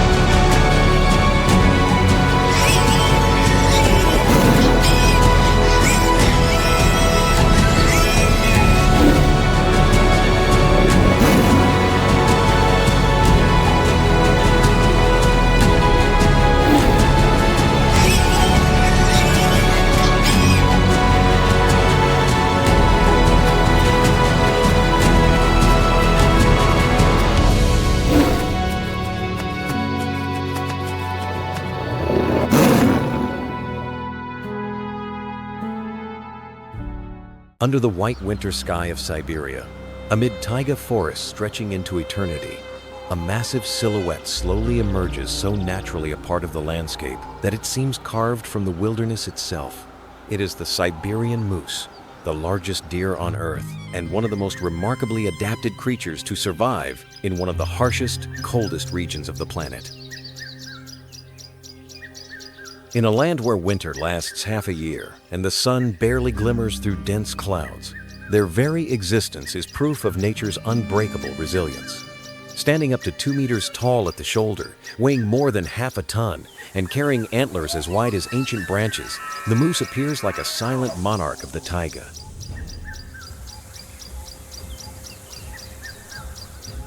Yet its enormous size hides surprising grace. It moves lightly through snow-covered forests, weaving between trees with almost no sound. Its wide hooves can spread out like natural snowshoes, allowing it to cross deep snow that few animals could navigate so effortlessly. The moose's body is the product of thousands of years of evolution under brutal cold. Its double-layered coat, soft and dense underneath, coarse and long on the outside, forms a perfect thermal shield, protecting it from winds cold enough to freeze an entire forest in hours. Its digestive system is uniquely designed to process food most animals cannot eat: birch bark, willow branches, and pine shoots buried beneath snow. When Siberian winter tightens its icy grip, when food becomes scarce and temperatures plunge below 40 degrees Celsius, the moose endures. It travels dozens of kilometers each day, searching for low shrubs or willow thickets still hidden beneath the snow. This ability to survive on tough, woody vegetation allows it to withstand the endless, exhausting months of winter without succumbing to hunger. As autumn arrives, the taiga transforms. Golden and crimson leaves create a fiery contrast against the chilling air. This is the moment the bull moose enters its defining season. The rut. Their deep roars echo through the forest, a powerful declaration of dominance. Battles erupt as males clash antler against antler, their strikes ringing like thunder across the frozen ground. Each blow can bend saplings and scatter snow, yet most fights end without fatality. They are contests of strength, not destruction. When early spring melts the snow and brings back a hint of warmth, a newborn calf enters the world. Within minutes, it must stand. Within an hour, it must run. In this unforgiving land, hesitation is death. The calf quickly learns to follow its mother through deep snow, avoiding predators like wolves and brown bears, always searching for the weak and the slow. Despite their strength and remarkable adaptations, Siberian moose now face threats unlike anything evolution prepared them for. Human expansion into the taiga is shrinking their habitat. New roads, logging operations, and mining sites carve the once continuous forest into fragmented patches, disrupting ancient migration paths. Climate change alters winter's behavior, affecting food availability and breeding cycles.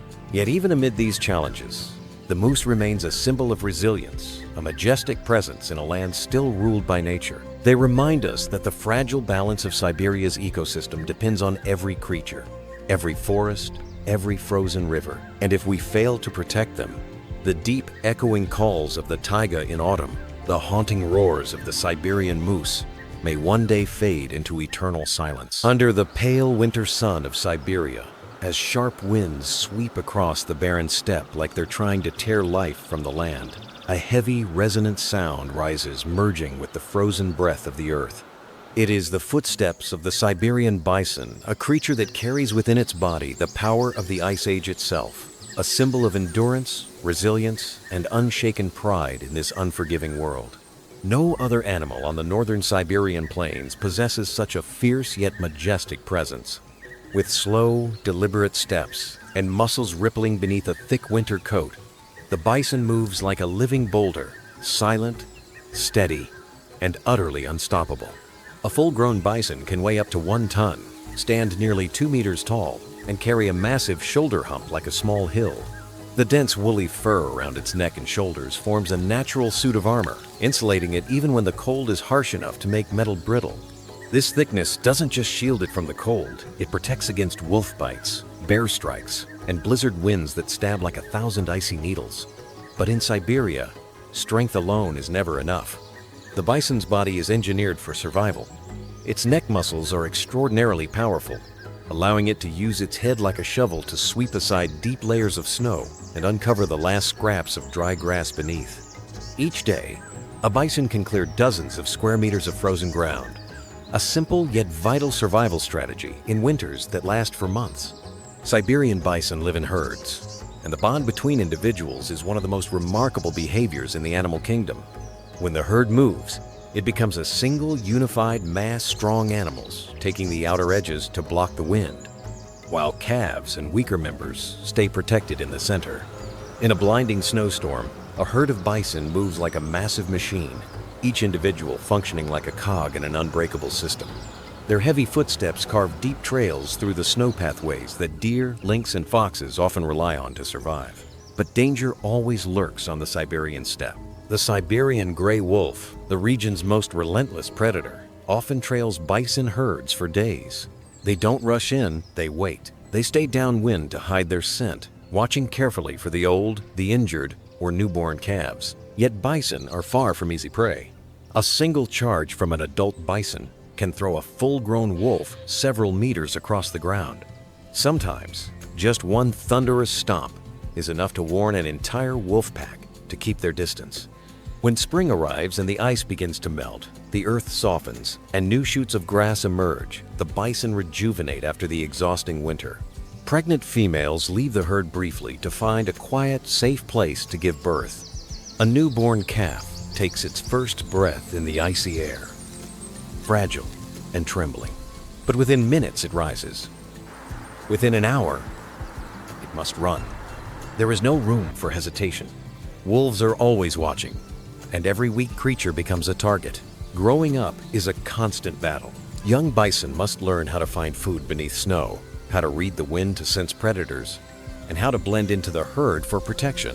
As they mature, they must also endure blizzards that darken the sky, the mud of spring melt, and the strange new heat waves brought by climate change. Today, bison no longer roam across all of Siberia as they once did. The ancient grasslands that belonged to them are disappearing under human activity. Logging, mining, new roads, and infrastructure have divided their habitat into isolated fragments. Climate change disrupts Siberia's natural rhythm, making food unpredictable and altering traditional migration routes. Many herds are now forced to move closer to human settlements, increasing conflict between people and bison. And yet, despite all these changes, the Siberian bison continues to walk with the same quiet pride it carried through the Ice Age. A herd of bison crossing a white horizon reminds us that some creatures survive not through speed or ferocity, but through sheer, unshakable endurance. They are the thundering heartbeat of the Siberian plains, the living echo of a prehistoric world still standing in the present. Moose, wolves, Siberian tigers, brown bears, and now the mighty bison. Together, they form the majestic tapestry of this wild land. And the fate of each species depends on what we choose to do today, as the boundary between nature and humanity grows thinner than ever. For if the bison were to disappear from the Siberian steppe, a piece of the land's very soul would vanish with them. Beneath the thick ice of Lake Baikal, a colossal natural mirror carved into the heart of Siberia, the world becomes so silent you can hear the ice cracking from deep within the water. Hidden under that frozen surface, where sunlight is squeezed into faint, ghostly blue rays, a round, shadow-like creature glides softly through the cold. It is the Baikal seal, the only freshwater seal on Earth, a remarkable evolutionary miracle living inside one of the oldest, most ancient environments on the planet. In these deep waters, where temperatures rarely rise above freezing, the Baikal seal has survived for millions of years, enduring shifting climates, advancing glaciers, and countless natural changes. They do not leave the lake, do not migrate to the sea, and never expand their range. Instead, they remain bound to Baikal, as though the lake itself were their destiny, written by nature since the dawn of time. Their bodies carry the marks of perfect adaptation. Smaller than northern sea seals, yet far more agile, Baikal seals are built to thrive in icy freshwater. A thick layer of blubber keeps their bodies warm in near-freezing water, while their short, smooth fur reduces friction and prevents heat loss when they surface on the ice. Their eyes, large, round, and jet black, are masterfully designed for the dim, blue-lit world of Baikal's depths, where sunlight fades into darkness more than 1,000 meters below. Baikal seals can dive to 300 meters, though the lake itself plunges to over 1,600 meters, a mysterious abyss where only the most ancient and unusual creatures dwell. The depths they frequent are a tranquil realm, where light dissolves into soft blue shadows and silence becomes absolute. Here, they hunt schools of goby fish, small, endemic species essential to Baikal's food chain.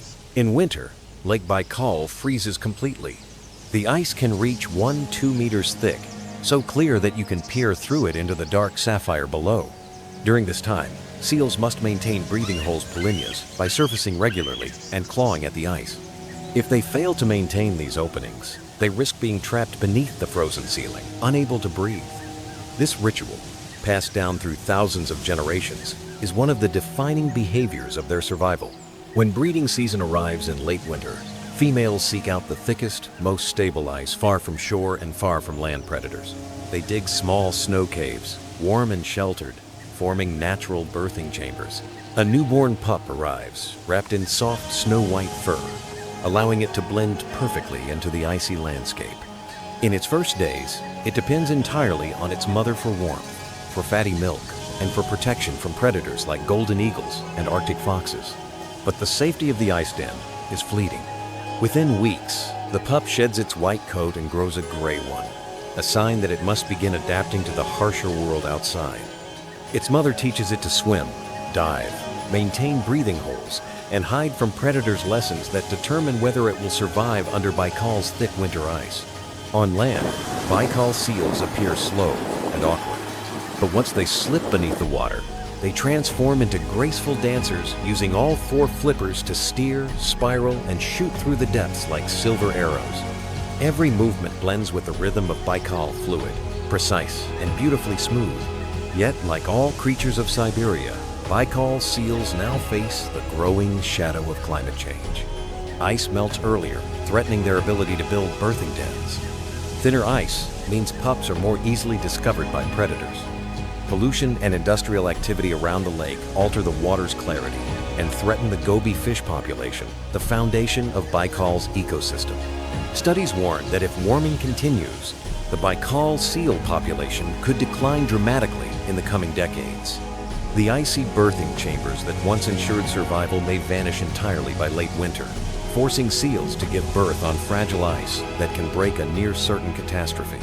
And yet, amidst all the danger, Baikal still produces moments of wonder. On the coldest days of winter, when the ice shines like crystal and the landscape looks like another world, a seal surfaces through a tiny hole, its huge dark eyes studying the frozen expanse with gentle curiosity.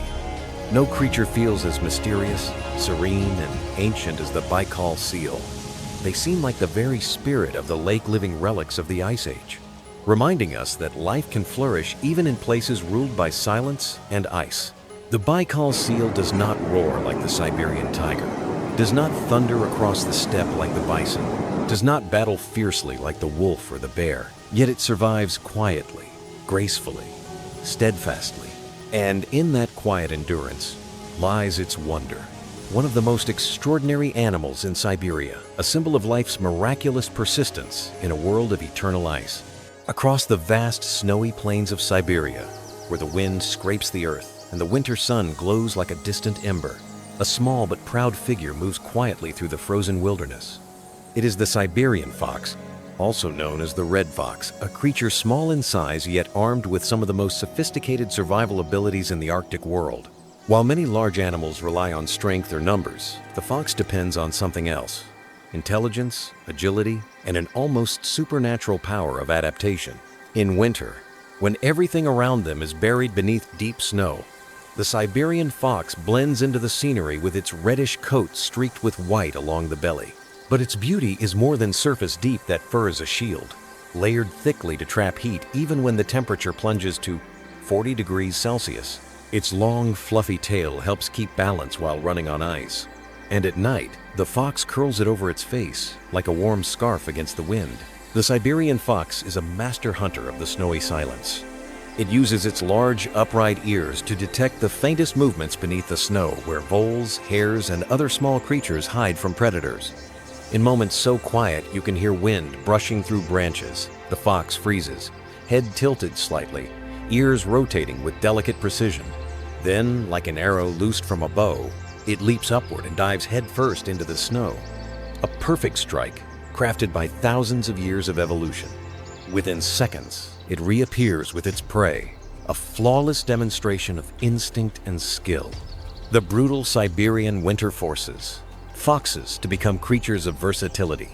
They don't just hunt, they scavenge, forage, and exploit every resource available: frozen carcasses, leftover berries, even scraps left unintentionally by humans. This flexible diet allows them to survive in territories where larger predators struggle to adapt. When spring arrives and the snow recedes, revealing the muted browns and grays of the Siberian steppe, foxes enter their breeding season. The female finds a deep underground den to shelter her young. The kits are born tiny, eyes closed, wrapped in pale gray fur. For weeks, the mother rarely leaves the den, keeping her pups warm and safe from predators. The male brings food back, patiently tending to his family with an instinctive devotion. When the pups finally open their eyes, the world is nothing but weak light and whispering wind. They stumble outside the den, playing clumsily between patches of melting snow and damp earth. They learn to stalk, leap, listen, their bright eyes, twitching noses, and endless curiosity already reflecting the clever spirit of their kind.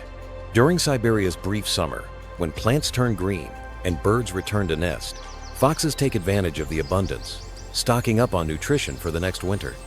But summer also brings danger. Golden eagles, lynx, and even wolves all hunt young foxes. In this harsh world, foxes rarely choose direct confrontation. They run, hide, and rely on intelligence, a low-cost, high-success strategy in the wild. Today, the Siberian fox remains one of the region's most widespread animals. Their agility and adaptability make them among the best survivors, as climate change reshapes Siberia's ecosystems. As ice melts, forests burn, and food sources shift, foxes continue to find new ways to endure. They slip into villages, explore abandoned areas, and forage in places their ancestors never imagined. In a world where giants like bison, tigers, and bears struggle to adapt, the fox thrives through cunning and flexibility.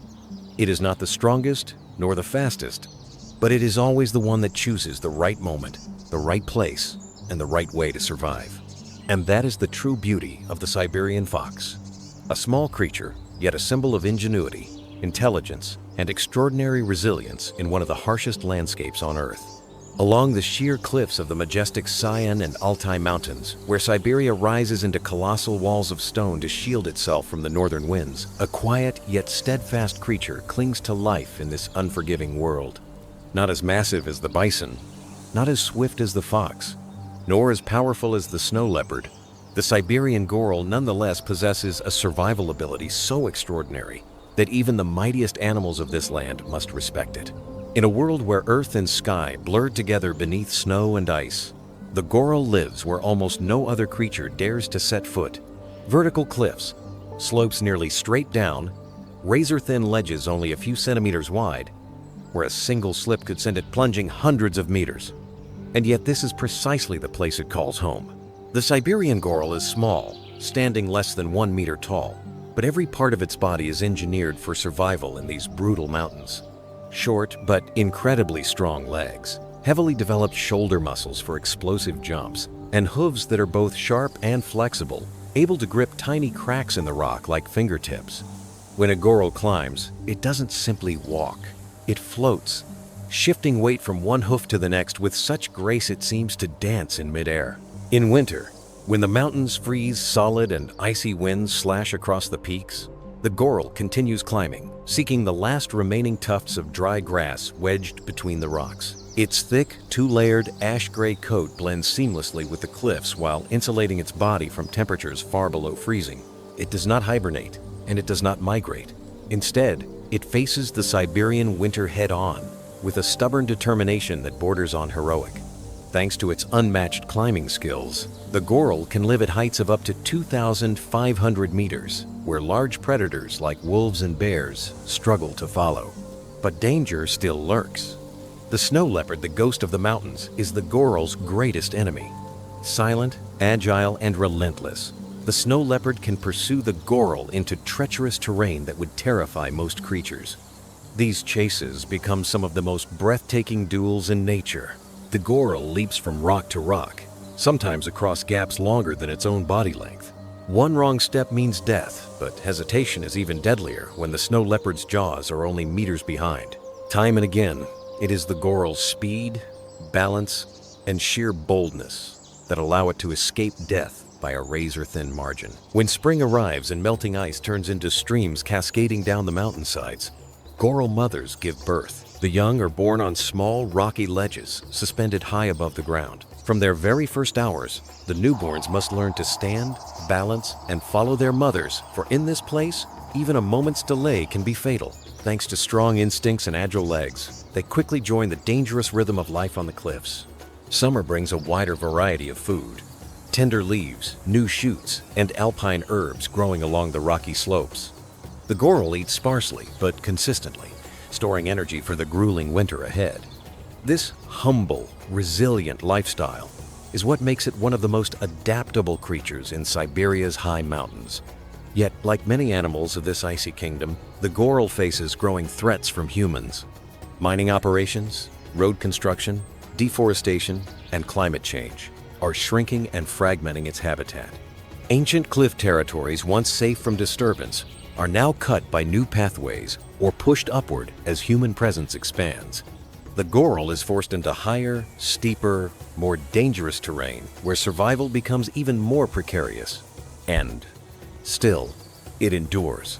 Still, it stands proudly on the high cliffs, stepping gracefully along ledges that make even seasoned mountaineers dizzy. It embodies resilience and finesse, two qualities that have carried it through thousands of years of shifting climate, predators, and human encroachment. In the frozen kingdom of Siberia, where the mighty bison reign with brute strength, the bears with power, the tigers with majesty, and the foxes with cunning, the goral shines in its own quiet way. Not loud, not dramatic, but unbreakable. It is not a ruler, but it is a survivor, and in its silence lies its greatest strength. Such is the Siberian goral, a small creature with a heart as unyielding as the mountains it calls home. Asterisk. Beneath the towering canopy of the endless taiga, where the winter sun is only strong enough to cast thin rays through layers of snow, the Siberian squirrel continues its ceaseless, restless life. Asterisk. Small, swift, and seemingly fragile in a land forever weighed down by ice and wind, yet it is the squirrel that stands among the most resilient, intelligent, and ecologically vital creatures of this entire frozen kingdom. A truth many would never expect. To survive winters that can last half a year, with temperatures often sinking below 40 degrees Celsius, the Siberian squirrel does not rely on strength or ferocity. Instead, it depends on asterisk memory, dexterity, and speed. Asterisk abilities sharpened over countless generations. As autumn arrives and the taiga shifts from deep green to amber and brown, the squirrel begins its frantic work. It races from trunk to treetop, darting across slender pine branches and thick cedar boughs, gathering cones, hazelnuts, acorns, and even dried mushrooms. In a single day, one squirrel may stash hundreds of food items across a wide territory. And here lies its brilliance. It stores food everywhere, not just in one place. If one cache is buried by snow or discovered by another animal, dozens of others remain safe. This scatter hoarding strategy is the key to its survival in the most merciless winters. But it also makes the squirrel one of the taiga's greatest forest engineers. For many of the seeds it stores and forgets eventually sprout into young trees, helping regenerate the forest.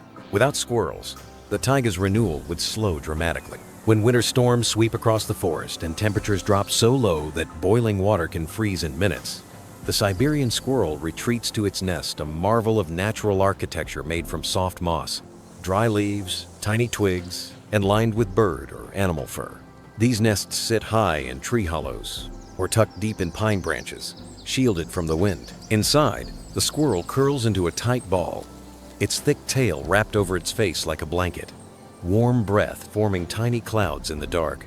It does not fully hibernate, but enters a conservation state, waking only to feed or check its food stores. On the coldest days, when the forest becomes so silent you can hear snowflakes land on branches, the squirrel may burst from its nest like a streak of shadow sprinting across treetops faster than the eye can follow.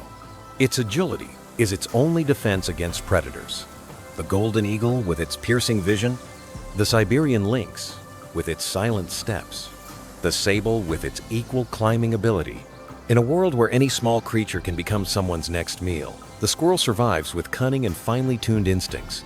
Like all Siberian animals, squirrels have a breeding season that mirrors the taiga's renewal.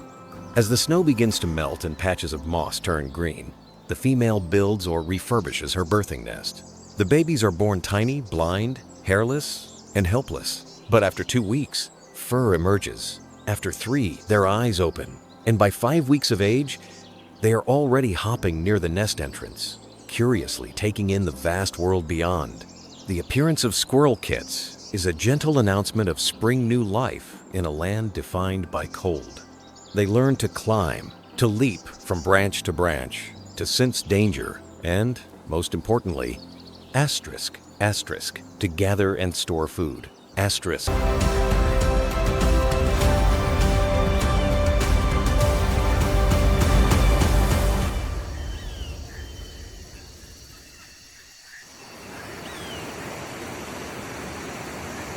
Spanning over 5.5 million square kilometers, the Amazon is not just the largest rainforest on Earth. It is a breathtaking symphony of the Creator, where life bursts forth in ways beyond human comprehension. Woven by divine hands, this jungle is more than untamed wilderness. It is a world governed by mysterious laws, where every branch and every river pulse with the breath of creation. Amid the vast tropical forests of Asia and Africa, the Amazon does not merely stand out. It reigns as an untouchable kingdom of nature, a sanctuary of wonders beyond imagination.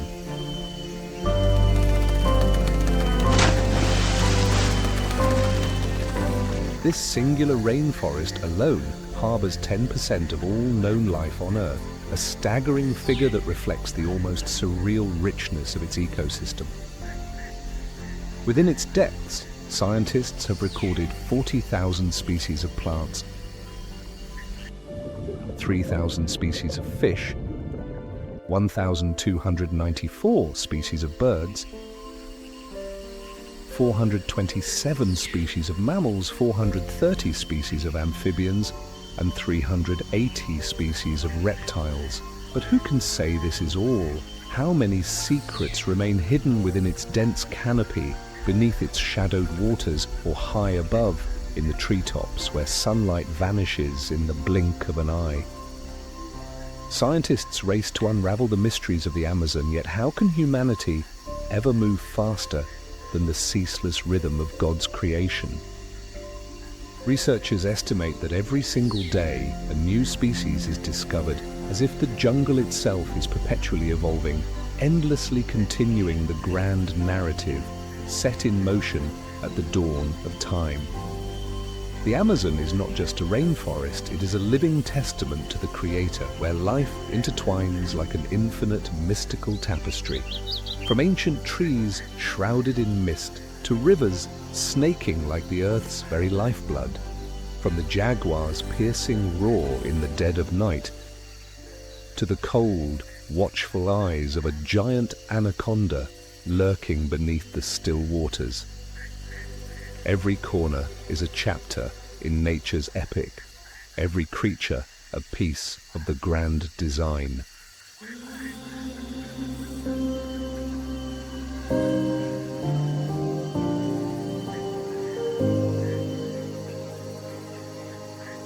Across an expanse of more than 5.5 million square kilometers, the Amazon is not only the largest tropical rainforest on Earth, but also a living masterpiece of the Creator, where life intertwines in a wild and unforgiving dance. This jungle is not a uniform mass, it is divided into distinct ecological layers, each with its own identity, reflecting the intricate design of God's creation. Beneath the dense, damp forest floor, darkness prevails, and the air is thick with humidity as towering canopies block out the sun's rays. According to the WWF, more than 50% of the Amazon species inhabit the upper canopy, where life is forced to adapt to limited space and scarce light. This is not merely a habitat, it is an evolutionary battleground where relentless competition among thousands of species of animals and plants never ceases.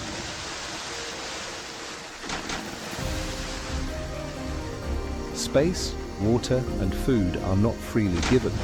They are hard-earned rewards for those who fight, adapt, and prove themselves against the trials set forth by the Creator to test the resilience of his creations. With an average annual rainfall of 2,300 millimeters, the rainforest is not only damp, but also treacherous, murky, and brimming with danger.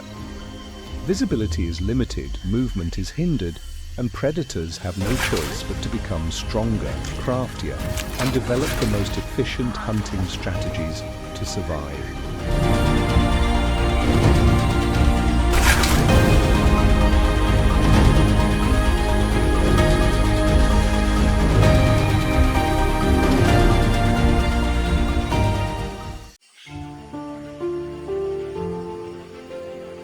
In the insect kingdom, amid countless small yet abundant creatures, one stands above all. The Amazon spider, a monster lurking in the darkness, where even death itself moves in hushed steps. Bestowed with immense size by the Creator, the Amazon spider, scientifically known as Theraphosa blondi, claims the title of the largest spider on Earth. With a leg span of up to 30 centimeters and weighing 170 grams. Yet despite its colossal build, it has no need to flaunt its strength. Nature has gifted it with razor-sharp hunting instincts and a perfectly engineered survival toolkit, allowing it to thrive in a jungle teeming with unseen dangers. In the pitch-black depths of the Amazon, where thick layers of foliage obscure all vision, the Amazon spider does not rely on sight, for the Creator has granted it a different ability, the power to sense vibrations. Every tiny movement beneath the forest floor, every faint breath of its prey is detected by the ultra-sensitive hairs on its legs, enabling it to locate its target even in total darkness. In the blink of an eye, it strikes with precision, sinking its powerful fangs deep into its victim, injecting venom that liquefies internal tissues, making them effortless to consume. Despite being called the Goliath bird eater, birds are not its primary prey. Instead, its diet consists of insects, small rodents, amphibians, and tiny reptiles, a carefully designed menu crafted by the Creator to maintain the delicate balance of the ecosystem. Yet, even the most formidable predator is not without threats. When faced with danger, the Amazon spider does not solely rely on its size or venom. Instead, it wields a unique defensive weapon, an intelligent survival strategy granted by the Creator. Rather than engaging in direct combat, it releases urticating hairs from its abdomen, launching them into the air to irritate the eyes and skin of attackers, particularly birds of prey and larger mammals.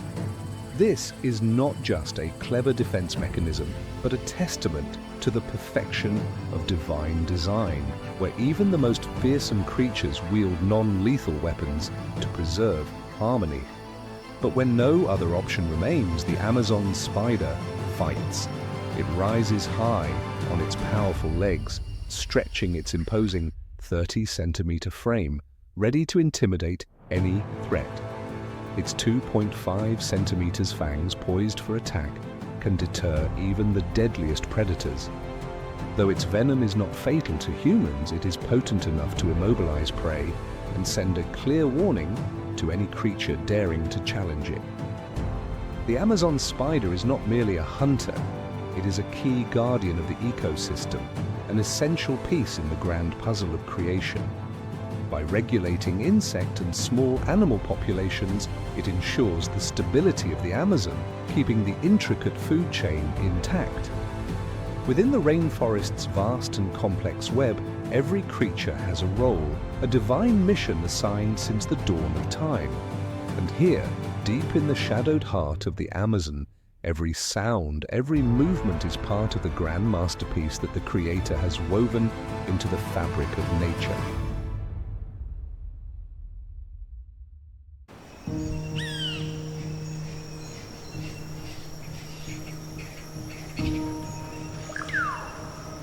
Deep within the untamed heart of the Amazon, where raging waters merge with dense, towering canopies, God has created a creature embodying both majesty and mystery, the jaguar Panthera onca. This is not just any big cat, it is a true warrior, a supreme predator granted by the Creator with strength, cunning, and an unrivaled dominance over the wild. Beneath the thick jungle cover, where darkness reigns and the line between life and death is razor thin, the jaguar knows no fear. It moves in silence, proud and graceful, like a phantom blending seamlessly into nature, attuned to every heartbeat of the forest, patiently awaiting the perfect moment to strike. With a muscular build that can exceed 100 kilograms, 220 pounds, and a golden coat adorned with intricate black rosettes, each one a masterpiece painted by the hand of the Creator, the jaguar is more than just an animal. It is a living testament to nature's perfection, a predator sculpted by divine design to rule the untamed wilderness. God did not just create the jaguar with a breathtaking appearance. He equipped it with extraordinary weapons, making it the ultimate predator in every situation. Unlike lions that hunt in prides, or tigers that stalk through deep forests, the jaguar is a lone warrior. But solitude does not mean weakness. Its eyes, gifted with unparalleled night vision, pierce through the thick darkness of the Amazon, where moonlight barely reaches the forest floor. The tapetum lucidum layer in its eyes allows it to absorb even the faintest traces of light, giving it the power to hunt, even when the jungle is swallowed by the blackest night.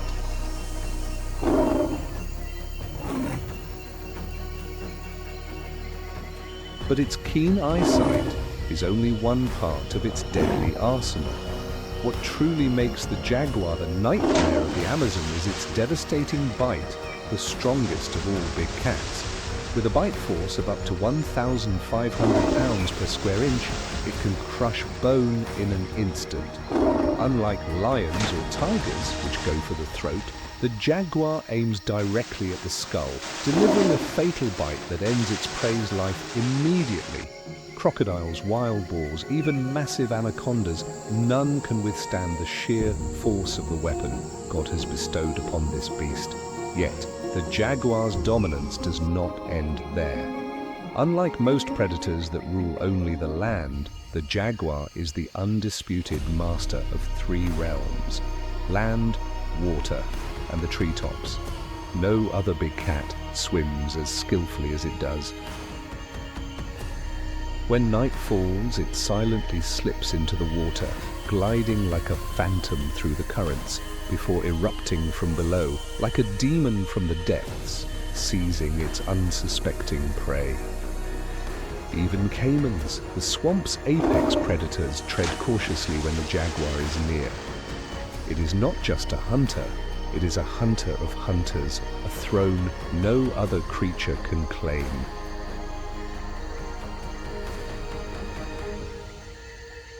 But God did not create the jaguar merely to kill.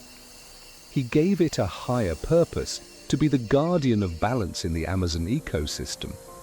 When it hunts wild boars, it prevents them from overpopulating and destroying vegetation.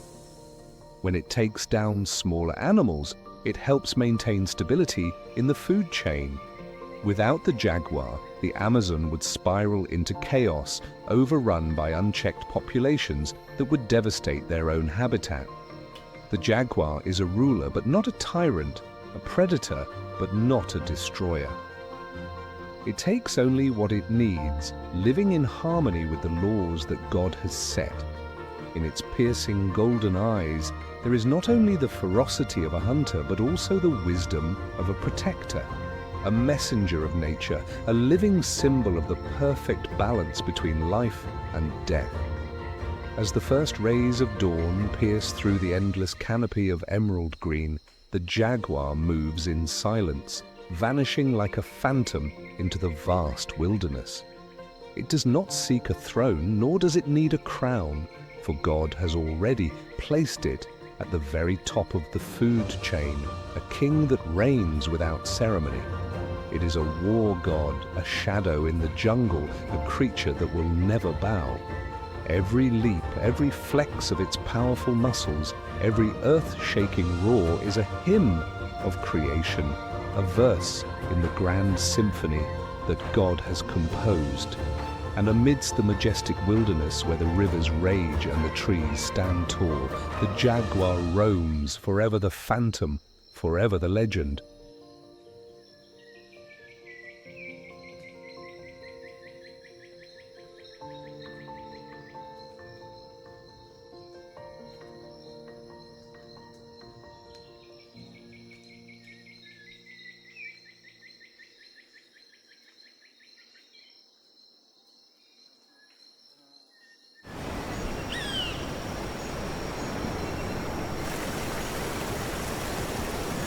In the freshwater ecosystem of the Amazon, God has created a truly extraordinary creature, the giant otter, scientifically known as Pteronura brasiliensis. These animals are not just powerful predators, they are warriors that uphold the balance of the river. The Amazon basin, stretching from Brazil to Peru, Colombia, and Bolivia, is home to the giant otter. They do not live in solitude, but thrive in tightly bonded groups, hunting and defending their territory from threats. God has endowed them not only with strength, but also with intelligence to navigate the challenges of the wild. As one of the largest otter species in the world, the giant otter can reach up to 1.8 meters, 5.9 feet in length, and weigh up to 32 kilograms, 70.5 pounds.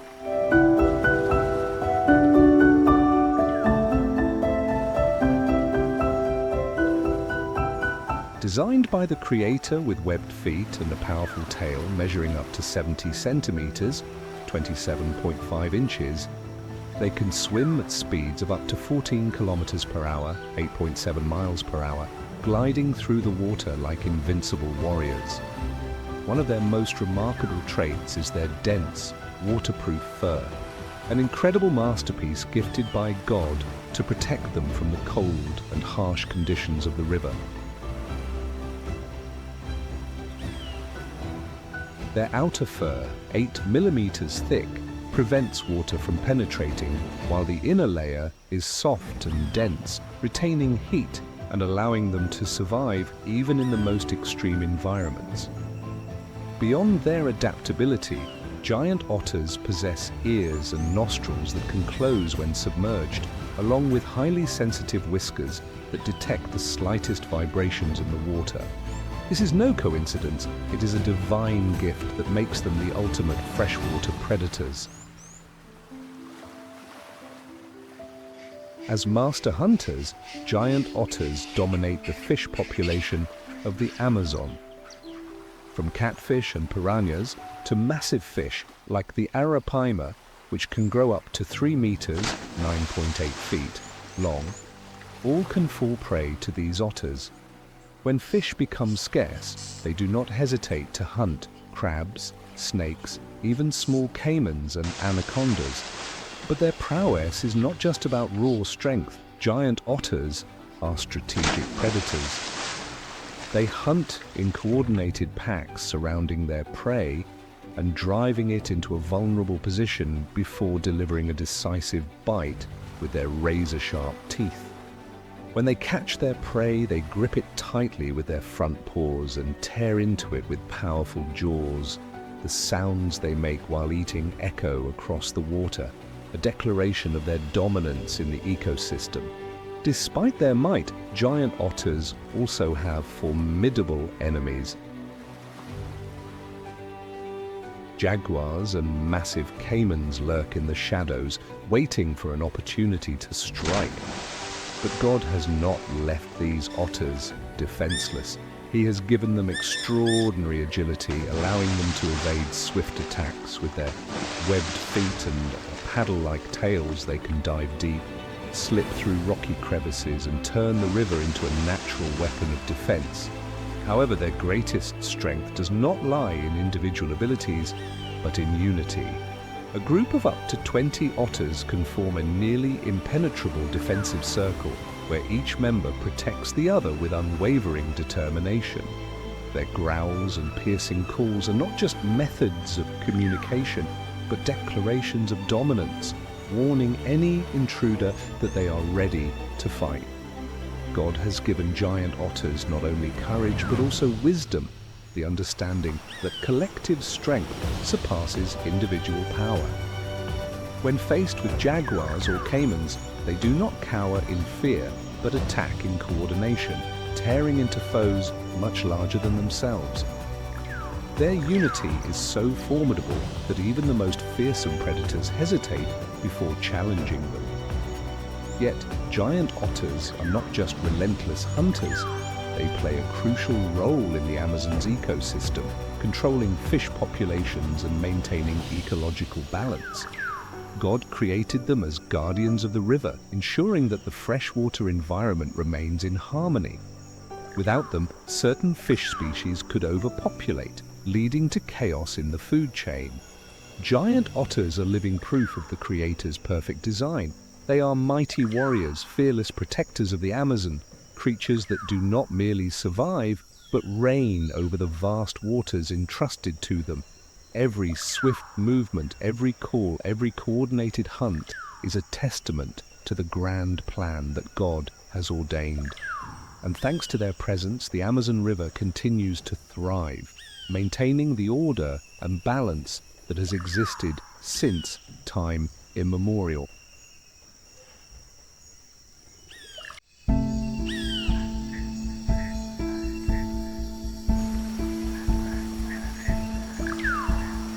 Deep in the heart of the Amazon rainforest, where rivers twist like colossal serpents and sunlight is devoured by the dense canopy, a creature of darkness slithers in silence.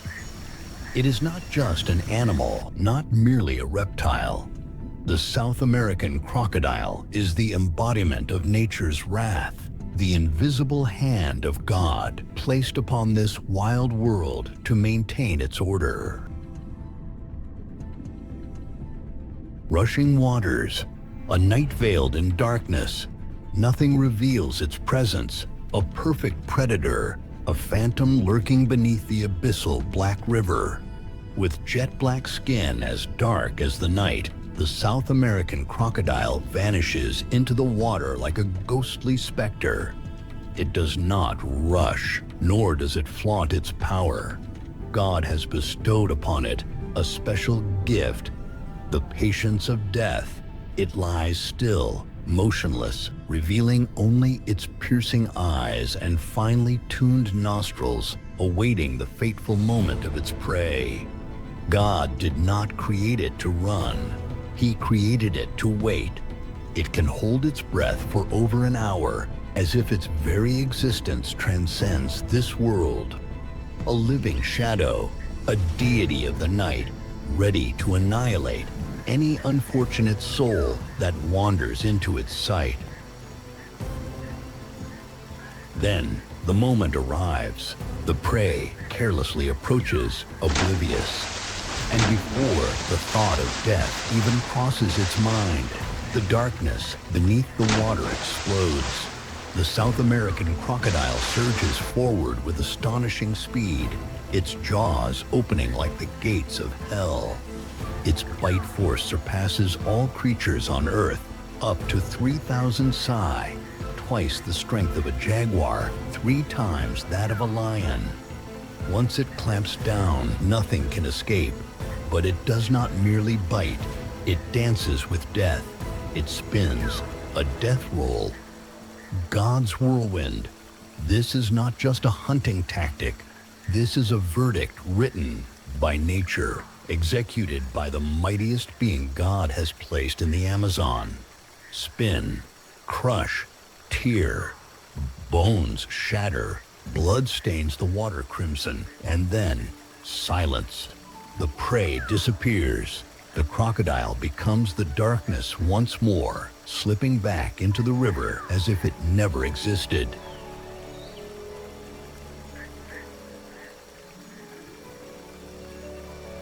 Midst the raging rivers and dense swamps of the Amazon, where the night quietly devours the light, a creature lurks, unhurried, unchasing, a silent beast wielding overwhelming power.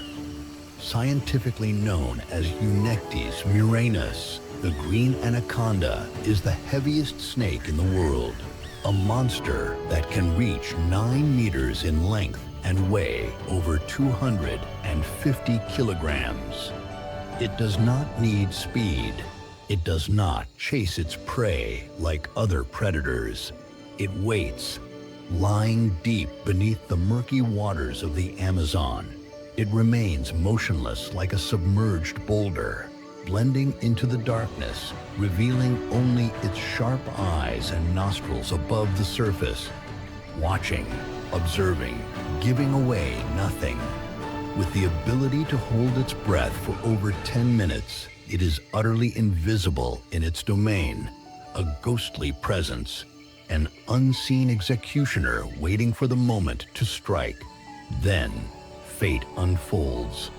A capybara, a forest deer, or even an unsuspecting crocodile wanders to the riverbank for a drink. They do not realize death is already waiting.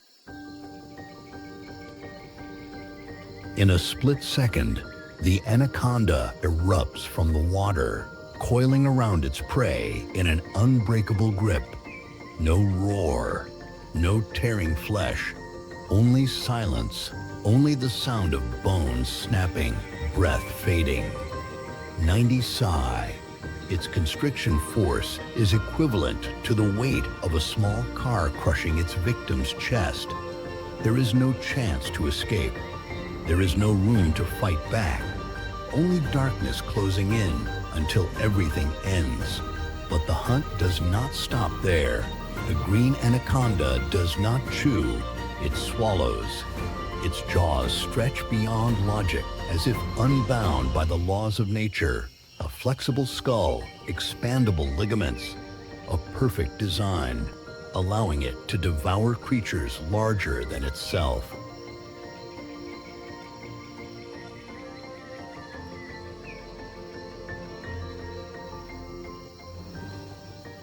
Deep within the dense foliage of the Amazon rainforest, where light barely pierces through the thick canopy. A creature moves in silence, graceful as the wind, swift as lightning.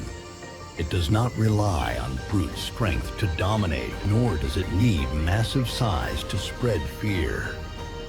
God has bestowed upon it something far more terrifying: cunning, speed, and the ability to vanish into the shadows. No one hears its footsteps. No one sees it move. But when death arrives, only silence remains. This is the margay, Leopardus weedii, the phantom assassin of the treetops, a master hunter designed by God to rule the high branches of the Amazon. The margay does not hunt on the ground like the jaguar or puma. It does not lurk in the water like crocodiles or ambush prey from the shadows like the green anaconda. Instead, it hunts in the sky of the rainforest, high among the branches where it reigns supreme. God created the margay with legs unlike any other feline. It climbs vertically like a squirrel. It descends headfirst like a phantom. It hangs effortlessly from branches using only its hind legs, as if gravity does not apply to it. No other cat in the world can do this. Only the margay. From above, it watches its prey, piercing eyes scanning through the darkness. It does not pounce recklessly like the jaguar. It waits, patiently, silently, as if time itself has stopped. And then, when the fated moment arrives, it strikes. A flawless leap, claws digging deep, a swift, precise execution. No roars, no prolonged. The margay is not just fast and agile. It is a deceiver. High in the trees, it mimics the sounds of monkeys, birds, and even rodents to lure its prey closer. A small monkey hears the distress call of its kin, rushing to help, only for death to descend like a bolt of lightning. No scream, no escape, only a fraction of a second before everything fades to black. It does not kill out of hunger alone. It kills because it was chosen for this role. A guardian of balance, an executioner without flaw.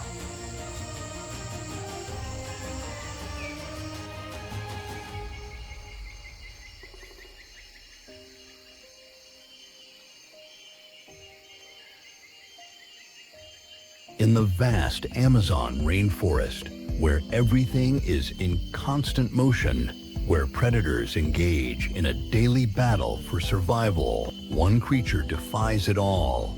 It does not run. The three-toed sloth, a being crafted by God not to rule, not to hunt, but to exist as a gentle note in the grand symphony of the wild. In the relentless brutality of the Amazon, where crocodiles crush bones with their lethal jaws, where green anacondas squeeze the last breath from their prey, where the jaguar strikes from the shadows with unparalleled force, the sloth stands in stark contrast. It has no sharp claws for attack. It has no speed to flee. It has no strength to fight. While other creatures wage an endless war between life and death, the sloth moves like a slow current of time itself, step by step, never in a hurry, never in distress. It clings to the highest branches, where few can reach. Its thick fur is not just a shield, but a camouflage, blending it seamlessly into nature's embrace. No urgency, no urgency. No worry, no fear. While predators fight endlessly to survive, the sloth simply lives. As God intended, God did not create the sloth to be the strongest, but He granted it something extraordinary. The perfect adaptation to a slower rhythm of life. It survives on a diet of nutrient-poor leaves. But the sloth has learned patience, digesting slowly, absorbing every ounce of sustenance with unmatched efficiency. Its heart beats 1/3 the speed of a human's.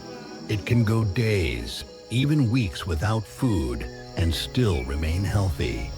It does not need much to exist, because God has granted it a peace that no other creature in the Amazon possesses. In a world where survival depends on speed and strength, the sloth moves as if untouched by the urgency of life. Each day, it may travel only a few meters. Each week, it may shift to a new tree. And throughout its life, it simply drifts, slowly, peacefully, like a silent monk in the heart of the jungle. But do not mistake slowness for weakness. The sloth does not run because it does not need to run. It does not fight because it does not need to fight. It exists exactly as God designed it, slow, untroubled, yet undefeated, because it knows that God created it for a different kind of life.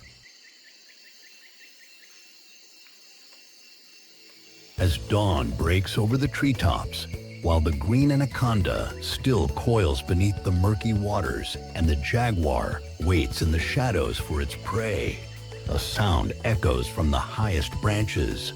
It is not a roar of dominance. It is not the chilling hiss of a predator. It is a bright, crystal-clear call, a voice that awakens the jungle from the dark slumber of the night. This call is more than just the herald of morning. It is a reminder that amid the brutal reality of nature, God has preserved something pure, a song of life that continues to play, no matter how deep the darkness may be. The toucan does not have sharp fangs to tear apart its prey. It does not have powerful claws to bring down its enemies. But God did not create it for battle. Instead, He gave it a different weapon, brilliance and song, a symbol of joy amidst the somber tones of the Amazon. No creature in the rainforest rivals the toucan's plumage. Its enormous beak is like a masterpiece of nature, painted in the vibrant hues of a sunset, an artwork that only God could create. Though it appears heavy, it is surprisingly light, a testament to nature's delicate craftsmanship. But its colors are not merely for beauty. They are a declaration of life itself, a statement that even in a world where survival is a relentless struggle between life and death, there is still a place for joy. The toucan lives high in the trees, where it surveys the world below with calm detachment. It does not rush. It does not scramble. It moves effortlessly through the branches, basking in the sunlight, and when it wishes, it simply spreads its wings and soars, a streak of color gliding across the sky. Its diet reflects the very essence of its existence. It is not a predator. It does not seek the thrill of the chase. Instead, it enjoys the simple pleasure of feasting on ripe fruit from the treetops. It is the silent sower of the Amazon, dispersing seeds across the rainforest, ensuring its continued growth. Without fangs, without brute force, simply by existing, the toucan plays an irreplaceable role in the grand design of God's creation. Yet even the most radiant creatures have their enemies. Jaguars, green anacondas, harpy eagles all see the toucan as a potential meal. But God has not left it defenseless. He gave it agile wings, the ability to dart between branches in an instant, and eyes that are always alert. It is not strong, but it is swift. It is not fierce, but it is wise. And with its sharp instincts, it survives in a jungle where danger lurks from the treetops to the forest.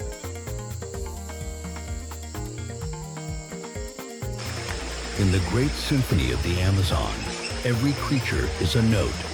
The jaguar is the pounding drum, the crocodile the deep, rumbling bass, the anaconda the slow, creeping undertone of silent death. But the toucan, it is the flute, light, free, and untamed. Its call does not threaten, does not signal terror. It simply sings the melody of life. When it calls, the jungle brightens, as if reminding all who dwell within that even in a land ruled by deadly predators, there is still space for beauty, for vibrance, for a creature that does not need to fight to exist. And as the sun sets beyond the treetops and darkness begins to creep in once more, the toucan's call rings out again, as if singing of the wonder of this world, of its own presence in the perfect masterpiece that God has painted. Beneath the dense canopy of the Amazon, where rivers rush and shadows stretch across the forest floor, a song rises as night falls.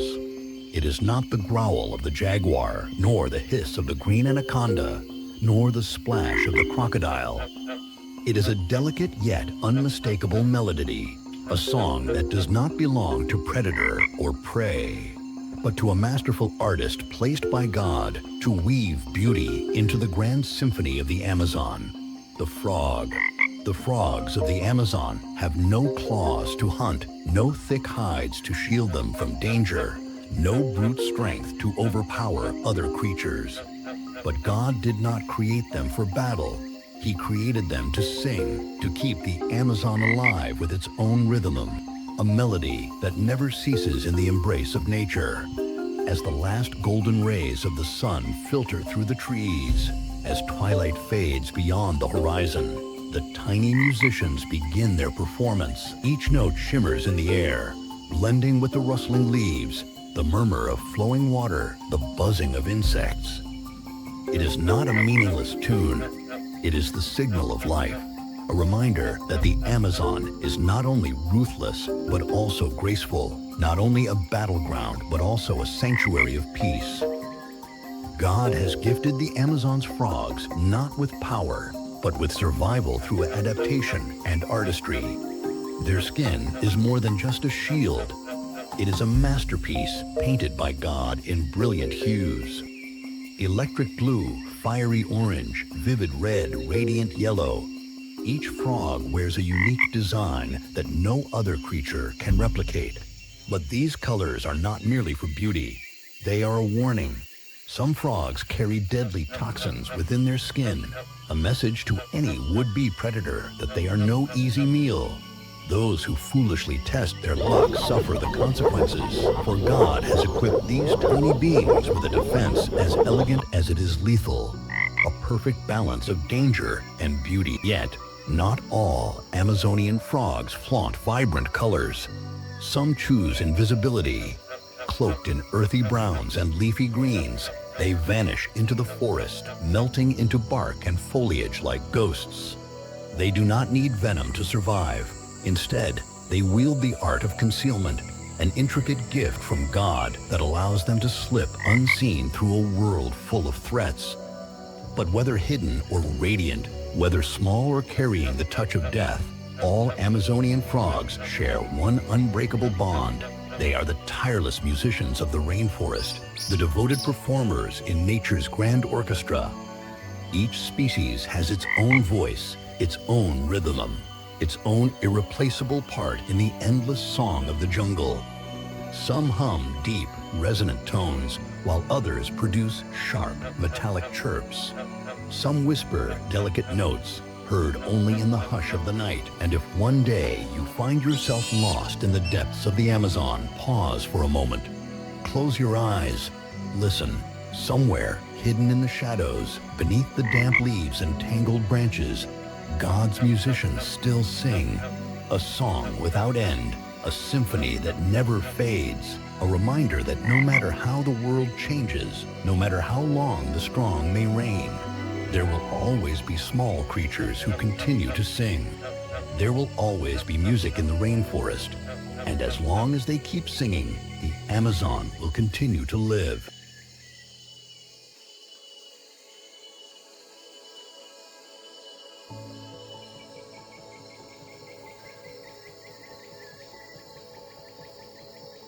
The parrot, a bird that God did not create to be concealed, but to call out boldly, to soar across the rainforest sky like a declaration of life itself.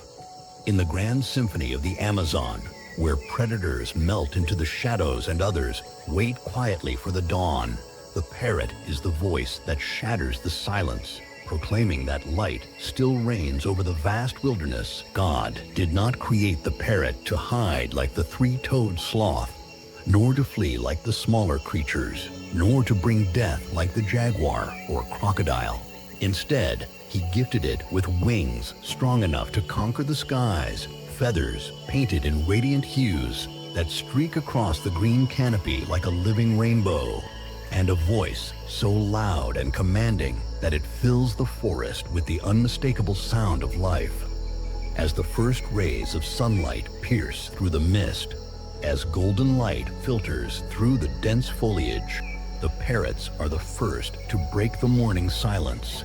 No other creature's call is like theirs, sharp, resounding, as if awakening the entire rainforest from its deep slumber. It is more than just sound. It is a celebration of a new day, a hymn of freedom, a burst of laughter in a world ruled by survival and instinct. Parrots do not shy away from being seen. They move in flocks, streaks of red, green, yellow, and blue dancing across the sky like brushstrokes on nature's greatest canvas. No other bird can match their majesty, each feather shimmering as if God himself painted them with sunlight and fire. When a flock of parrots takes flight, the sky transforms into a living masterpiece, painted with the boldest colors of creation. But parrots are not just beautiful. They are also among the most intelligent birds in the world. God did not only give them powerful wings, he gave them wisdom, an ability few other creatures possess. They learn, they mimic, they remember every sound, every call of the jungle. They do not simply sing, they speak. They do not simply listen, they answer. No other being in the Amazon interacts with nature quite like the parrot, a creature that converses with the rainforest, turning the sounds around it into a language of its own. Parrots do not fear predators, for they possess something no hunter can take away: unity. They do not live alone, do not face the darkness in solitude. They fly together, calling to one another with cries that announce their presence to the entire jungle. If a predator lurks within the canopy, the parrots will know. They will sound the alarm, breaking the silence with their calls, stripping the hunter of its greatest advantage: secrecy. Yet, God did not create the parrot only to live in peace. Despite their speed, intelligence, and loyalty to one another, they still face a far greater enemy: humans. Greedy hands seek to steal their colors, to capture what was meant to be free, to lock them in cages where wings meant for the sky are reduced to mere decoration. But even in captivity, even when torn from the Amazon, their voices never fade. They do not fall silent. They do not surrender. They never lose their essence. They continue to call out, to sing, to cry for the freedom that was always theirs. In the great symphony of the Amazon, where the crocodile is the booming drum, where the jaguar is the commanding trumpet, where the anaconda is the deep, silent bass, the parrot is the blazing fanfare of trumpets, a sound no one can ignore, a melody that cannot be silenced. It is not just the voice of nature, but the echo of the jungle's soul, a proclamation of life, joy, and the boundless spirit of flight that God has placed within them. And if one day you stand within the heart of the Amazon, listen. Amidst the rustling leaves, beneath the wild, chaotic heartbeat of the jungle, you will hear a call, strong, vibrant, and fearless. It is the voice of the parrot, a creature that God created to bring joy, color, and freedom into this world. No matter how many centuries pass, no matter how the jungle changes, its call will always be there, ringing through the rainforest like a sacred reminder that freedom is the most precious gift God has given to all living beings.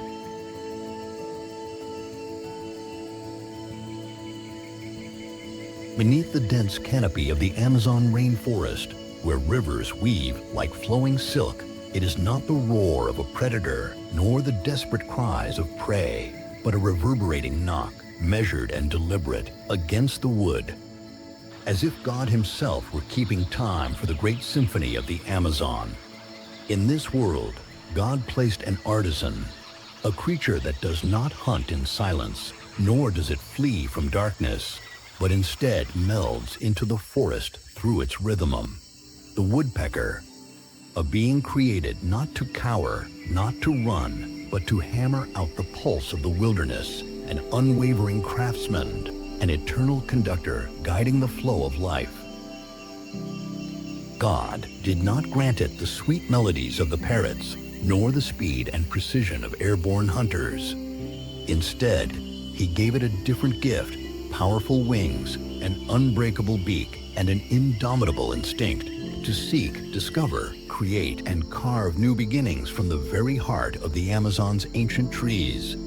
Amidst the stillness of the jungle, while others rest, the woodpecker raises its voice, not in song, not in calls, but in relentless, unwavering knocks against the bark. Each strike a reminder that life endures, that the Amazon breathes, that even within decaying trunks, miracles unfold. But it does not knock merely to make noise. It knocks to unlock life itself. Its strikes do not destroy, but resurrect. They do not waste, but reveal the hidden wonders within nature's hardened shell. Beneath each layer of bark, concealed insects stir, tiny creatures that have never seen the light of day. And when the woodpecker finds them, it does more than feed itself. It opens new doorways for countless others in the Amazon. The tiny holes it leaves behind are not mere marks. They are gateways to new life. Wild bees find refuge and build hives within them. Moths escape from lurking predators, and smaller birds turn them into safe havens. A rotting tree may seem like a sign of decay, but wherever the woodpecker's beak lands, the old is reborn, and the forest cycle begins anew.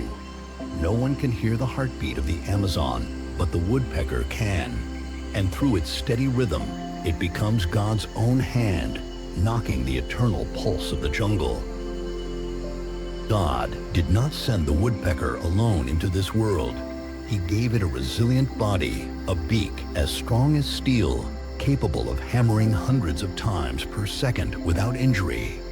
He gave it a long, flexible tongue, reaching deep into the wood to extract prey that no other creature can touch. He gave it powerful legs and razor-sharp claws, gripping the trees like a relentless craftsman, never wavering, never tiring. But above all, he gifted it with persistence, a rare virtue in a world that constantly rushes forward. While the jaguar stalks in patience, while the caiman waits in stillness, the woodpecker knocks, unceasing, untiring, a reminder to the forest that even the smallest actions can create the grandest changes.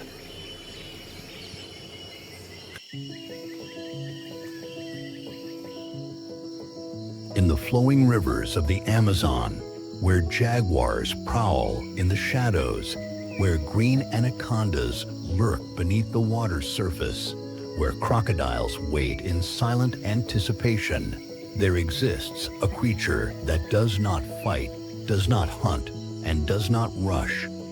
God placed it in the Amazon not to conquer, not to dominate, but to preserve the balance of life, to ensure that this great jungle is not merely a battleground for survival, but a masterpiece of harmony.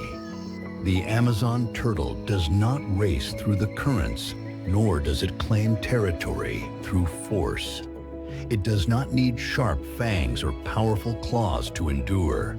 Instead, God granted it something far greater: patience, tranquility, and a lifespan long enough to witness entire generations of creatures rise and fall within the rainforest's endless cycle of life. Its hardened shell is not just a shield, but a symbol of eternity, a silent witness to the ceaseless flow of time. It is not as swift as the crocodile, not as mysterious as the anaconda, nor as agile as the jaguar. Yet, while predators wage their endless battles for dominance, the turtle survives in its own way, slowly, yet never stopping, fragile, yet never broken. Each time the sun rises over the river, turtles climb onto rocks and fallen logs to bask in the golden warmth.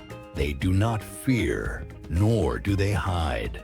They simply exist, absorbing the light that God has bestowed upon them, as if the entire rainforest pauses for a moment to admire their peaceful presence. No other creature in the Amazon brings such a profound sense of serenity as the turtles do.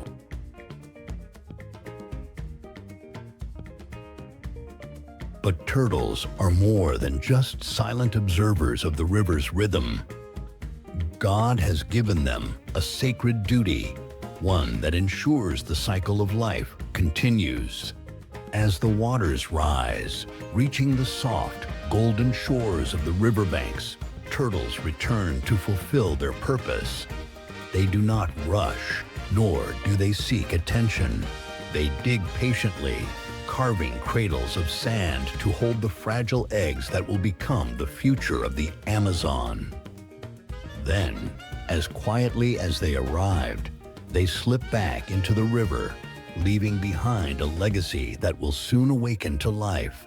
And when the eggs hatch, the newborn turtles face their first and greatest challenge. Crocodiles, predatory birds, and large fish lie in wait, ready to seize the tiny hatchlings before they reach the safety of the water. Many will not survive. Yet, despite overwhelming odds, the young turtles do not hesitate. They push forward, driven by an instinct greater than fear, an unshakable will to endure. God has placed within them the spirit of resilience, a refusal to surrender, no matter how cruel the world may be. Turtles are not just part of the Amazon's ecosystem. They are its silent architects, shaping the river's story with their quiet persistence.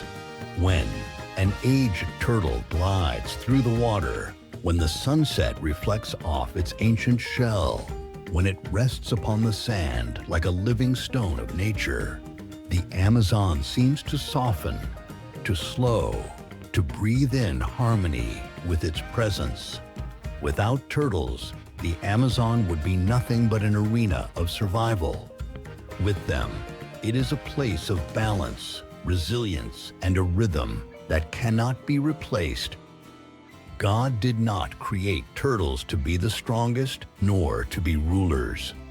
He created them to remind the world that beauty is not found only in speed or power, but in stillness, in adaptation, in the quiet endurance of time itself. Amidst the roars, the lightning-fast strikes, the crushing coils of death, there remains one creature that moves gently, lives humbly, and enriches the Amazon in its own silent way. And if one day you stand beside the Amazon River, pause for a moment. Listen to the flowing water, to the wind whispering through the trees. Look upon the surface of the river where a glimmering shell catches the sunlight. That is the turtle, a guardian of life, a keeper of harmony, a timeless presence in a world that never stops moving.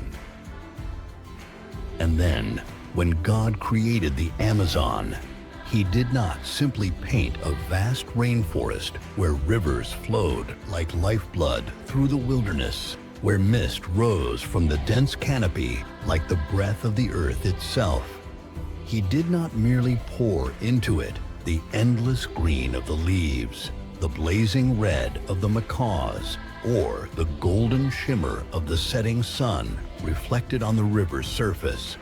He created the Amazon to be the kingdom of the greatest predators, a place where only the strongest survive, not just to exist, but to shape the very fabric of this magnificent ecosystem. From the shadows of towering trees, the jaguar moves like a god of death. No one sees it. No one hears it. Only a silent specter glides through the undergrowth, its piercing eyes locked onto every breath of its prey. And then, in a single heartbeat, the storm breaks, a perfect strike, a crushing bite more powerful than any other big cat on Earth, piercing the skull of its victim before it even realizes what has happened. The jaguar is not just a predator, it is the executioner, the unseen hand of God within the jungle, a flawless embodiment of silent, merciless precision. Beneath the water's surface, in the murky depths of the Amazon's rivers, the green anaconda does not chase, nor does it rush. It waits, as still as the shadows themselves, vanishing into the darkness of the current. And when the fateful moment arrives, it explodes from the water, coiling around its victim like a living hurricane, crushing every breath, every pulse, every last flicker of resistance in a grip that cannot be undone. God did not create the anaconda to hunt in haste. He made it a reminder that even in stillness, death is always lurking.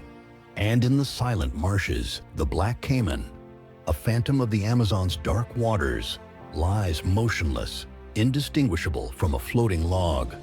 Nothing detects its presence. Nothing foresees the moment it will lunge from the depths, its jaws capable of crushing steel, locking its prey in a death grip stronger than any force in the animal kingdom. It does not need a second chance. One strike, and all is lost beneath the waves. God did not create it to rule alone, but to maintain the balance, to cull the weak from the ecosystem. But the Amazon is not only ruled by predators of the land and water.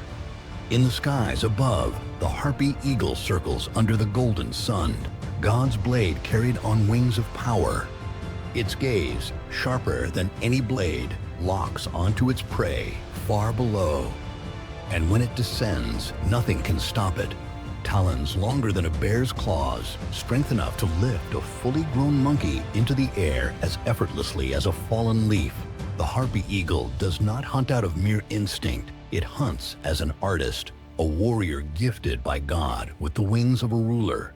Yet, amidst all these beings crafted for the hunt, God also placed creatures that do not need to kill, do not need weapons, yet live with pride and purpose.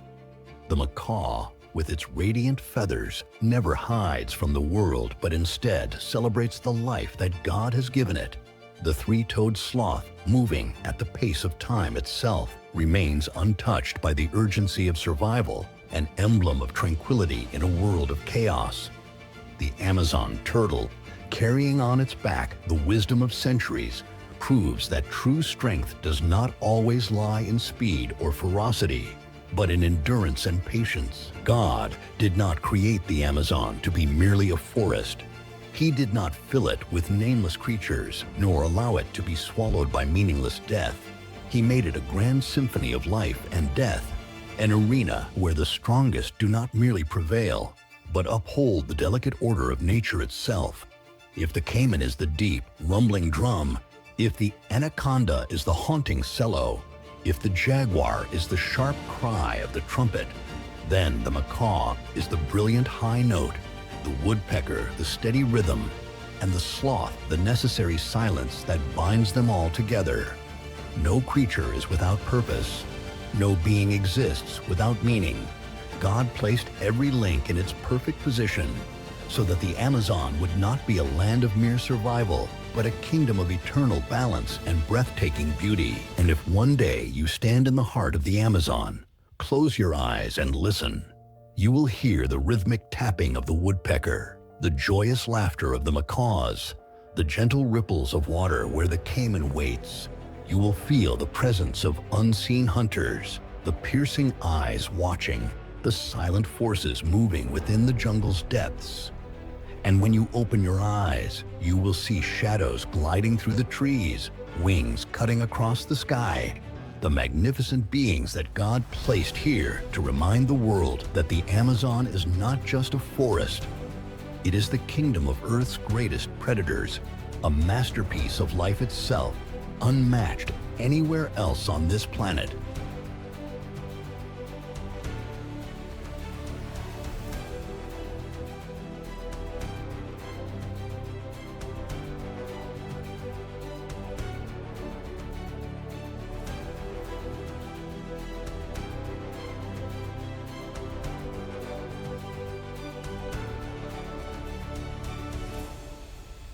Asterisk. The very skill that has allowed Siberian squirrels to survive through millennia. In Siberia's short summer, when sunlight lasts long and the forest comes alive, squirrels expand their foraging routes. They feast on mushrooms, leaf buds, berries, and newly ripened seeds. Their movements are so fast, twisting midair, dashing along branches, that they often blur into nothing more than a flicker of color. But summer is also the season when predators are most active. Golden eagles swoop in seconds. Lynxes stalk from the shadows. Grassland snakes lie in wait for wandering young. Even so, Siberian squirrel populations remain far more stable than many other species. Not because they are strong, but because they are adaptable, strategic, and cautious. They slip into corners of the forest larger animals cannot reach, use every scrap of available food, and turn one of the harshest habitats on Earth into a place where they can thrive. Today, the Siberian squirrel remains an iconic creature of the taiga, but climate change and deforestation are shrinking its world. Ancient forests, rich with hollows, and bursting with mushrooms and wild berries, are disappearing. Reduced biodiversity threatens their food sources. And yet, thanks to their natural resilience, squirrels still leap across snow-covered branches, still stash seeds that will grow into future forests. In the long story of Siberia's wilderness, where bison, tigers, bears, wolves, lynx, moose, and Baikal seals display raw power, the squirrel represents another kind of strength. Asterisk, asterisk. The strength of persistence, intelligence, and quiet contribution. Asterisk, asterisk. A tiny creature, but a crucial heartbeat in the endless forests of the taiga. Under the deep purple shadows of the Siberian taiga at dusk, narrow streams begin to freeze along their edges, sending glass-like cracks toward the center of the water, like fractures spreading across a giant mirror. And right at this border between liquid and ice, a place where few creatures can withstand the biting cold, the Siberian beaver continues its tireless work, building, reshaping, and quietly rejuvenating an entire ecosystem. Few people realize that in the vast wilderness of Siberia, where giants like the Siberian tiger, moose, bison, and brown bear rule the forests and plains, it is the beaver, far smaller and quieter, that acts as one of nature's greatest architects. Without noise, without spectacle, every dam they build alters water flow, creates new wetlands, nourishes hundreds of species, and sustains life in some of the harshest forests on Earth. The Siberian beaver has powerful front teeth that never stop growing strong enough to cut through tree trunks nearly the thickness of a human arm. This ability allows them not only to gather material, but to reshape entire riverbanks, turning dry, barren zones into fertile wetlands, a feat humans often need years to accomplish. Once a tree falls, the beaver cuts it into manageable pieces and ferries them through the water, either gripping them with its teeth or pushing them with its paws. Each piece is brought to the construction site, where the whole beaver family works together, layering mud, branches, stones, and leaves into a sturdy wall. A beaver dam can reach 2 meters tall and 100 meters long, astonishing for an animal less than a meter in length. Beavers work both day and night. Sub-zero temperatures do not stop them. Their thick waterproof fur and insulating fat allow them to dive repeatedly into icy water without weakening. This relentless effort results in structures strong enough to withstand winter after winter of Siberia's extreme weather. Yet the dam is only half the story. Behind it lies the beaver lodge, their fortress. From the outside, it looks like a massive pile of branches, but inside, entered only through underwater tunnels, it is dry, warm, and secure. Here, the beavers raise their young, store food, and rest after long nights of labor. Winter arrives early and brutally in Siberia. Ice can seal lakes and rivers under more than a meter of solid frost, entirely blocking access to the surface. But the beavers are prepared. In autumn, as the leaves turn golden, they gather fresh branches, sink them beneath the water near the lodge, and anchor them with mud and stones. These submerged branches become their winter food cache. When everything above is frozen and inaccessible, the beavers slip beneath the ice and pull out branches as needed, surviving months without ever leaving their lodge. One of the beaver's most remarkable traits is its family structure. A beaver family typically includes 2 parents and 2 generations of offspring, yearlings nearly grown and newborn kits. The older siblings help build dams, maintain the lodge, and care for the younger kits, a rare level of cooperation in rodents. This teamwork is essential for surviving Siberia's unforgiving winters. When spring comes and melting ice floods the rivers, many dams become damaged, and this is when the beaver family gets to work again. They rebuild constantly. Every year, every season, every change in the water's flow demands repairs or improvements. Over decades, these efforts create thriving wetlands that attract fish, water birds, amphibians, insects, and countless plant species. But human activity threatens this delicate system. Streams are diverted, riparian forests are cut down, and pollution reduces the beaver's food supply. In some regions, these changes have destabilized beaver populations. Yet in protected areas, beavers are returning in impressive numbers, proving that when nature is given space, it heals itself. In the grand tapestry of the taiga, where every species plays a role in the fragile balance between life and death, the beaver represents creativity, resilience, and nature's power to rebuild. Without claws or fangs, armed only with their teeth and unyielding determination, beavers reshape waterways and create homes for hundreds of other species. Watching a stream wind its way through a beaver dam, we're reminded that some of the smallest creatures are the ones sustaining entire landscapes. Just like Siberia itself, harsh yet enduring, cold yet quietly generous, the beaver is a testament to the quiet strength that keeps the wild alive. Across the endless skies of Siberia, where ice-crowned mountains slice the horizon and white plains stretch into infinity, the golden eagle soars like an ancient spirit of wind and frost. In a world where winter can swallow half the year and 40 degrees Celsius cold can freeze motion itself, the golden eagle is the one creature that never yields. It does not merely survive, it reigns. Its wings, when fully spread, look like twin blades forged from winter sunlight. Every feather serves a purpose.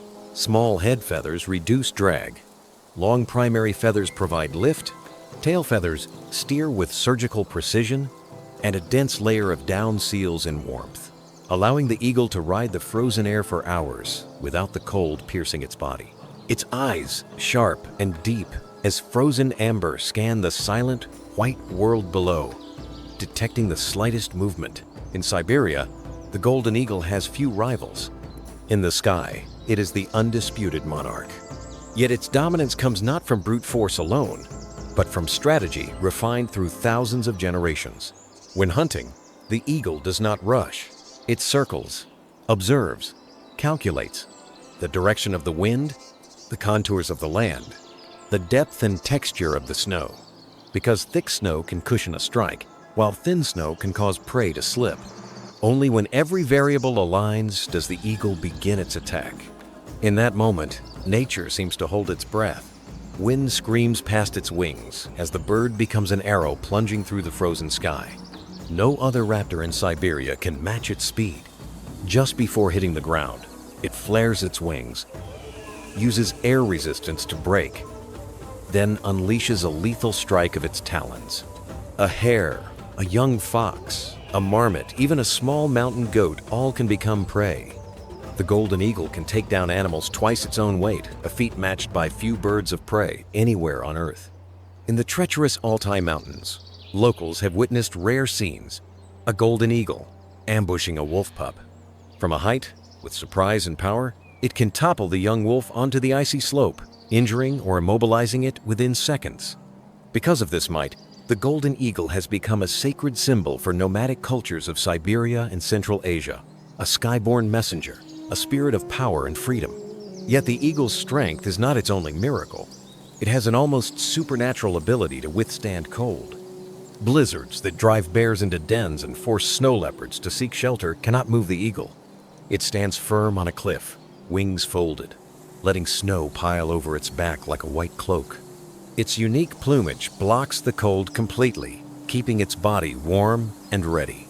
Golden eagles are not just hunters, they are lifelong companions of the sky. They mate for many years, often for life. Together, they build enormous nests out of branches, structures as large as a dining table, perched on cliff faces or ancient treetops. These nests are used for years, even decades, reinforced each season until some grow to more than 300 kilograms in weight, astonishing for a bird species. Each year, a golden eagle lays only 1 or 2 eggs, a powerful lesson in the strategy of quality over quantity. The chicks require long, careful rearing, learning to fly, to hunt, and to endure Siberia's brutal conditions. Not all survive. Only the strongest, quickest, and most intelligent young eagles make it to adulthood, continuing a lineage built on resilience. Even the king of the Siberian sky faces modern threats. Climate change is drying grasslands, altering prey cycles, and shrinking taiga forests that once offered safe nesting sites.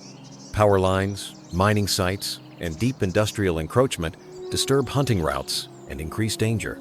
Yet still the golden eagle flies, as it has for millions of years.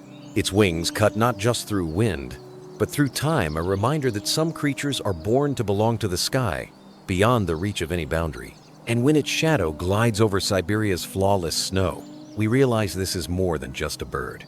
It is the spirit of the frozen land, a symbol of freedom, power, and the wild, ancient nature fighting to survive in a world that changes every day.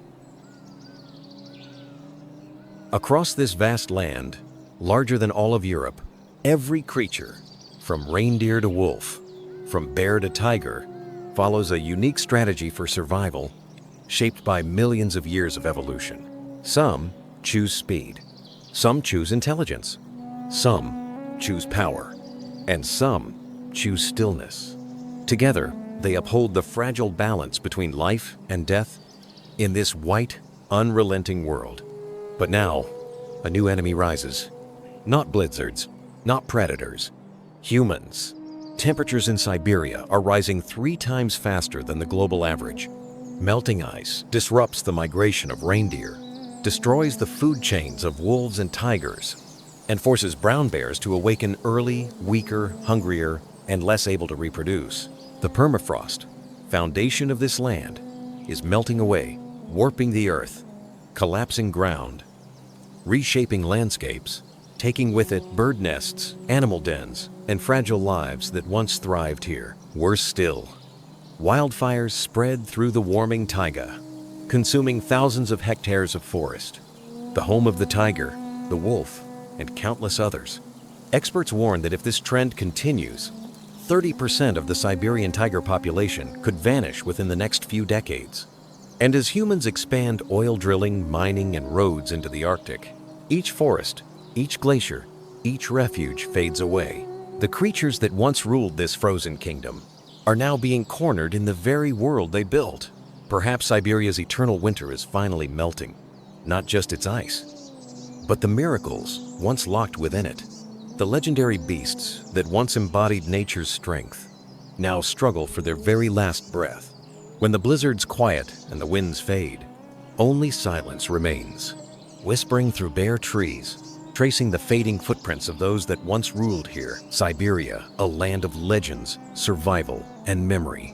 A place where nature still writes its story, whether humanity chooses to listen or not. Siberia, a land colder than imagination, larger than all of Europe where time seems frozen between snow and wind.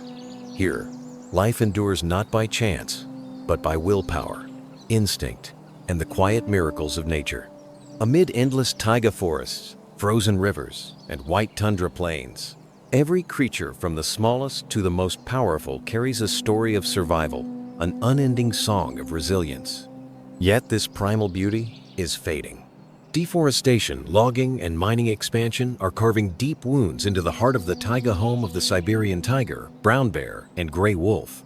The once sacred silence of the forest is broken by the roar of chainsaws. Logging trucks rumble across lands where tigers once stalked, where bears hibernated, where wolves once howled at the icy moon. Poaching continues, quiet and ruthless, like shadows in the night. Despite protective laws, black markets still thrive, trading tiger bones, bear pelts, and claws, turning symbols of life into luxury goods for human greed. Even as tiger numbers rise thanks to conservation, every trap laid in the forest is still a death sentence for the wild. Meanwhile, new oil fields, pipelines, railways, and mines open paths for development but block the paths of migration and life.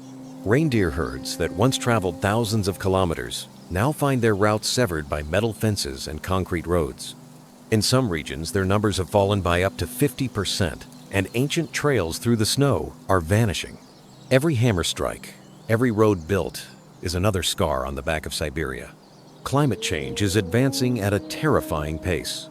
Temperatures here are rising 3 times faster than the global average. Ice melts, winters shorten, summers lengthen, forests burn, rivers dry, and natural cycles fall apart.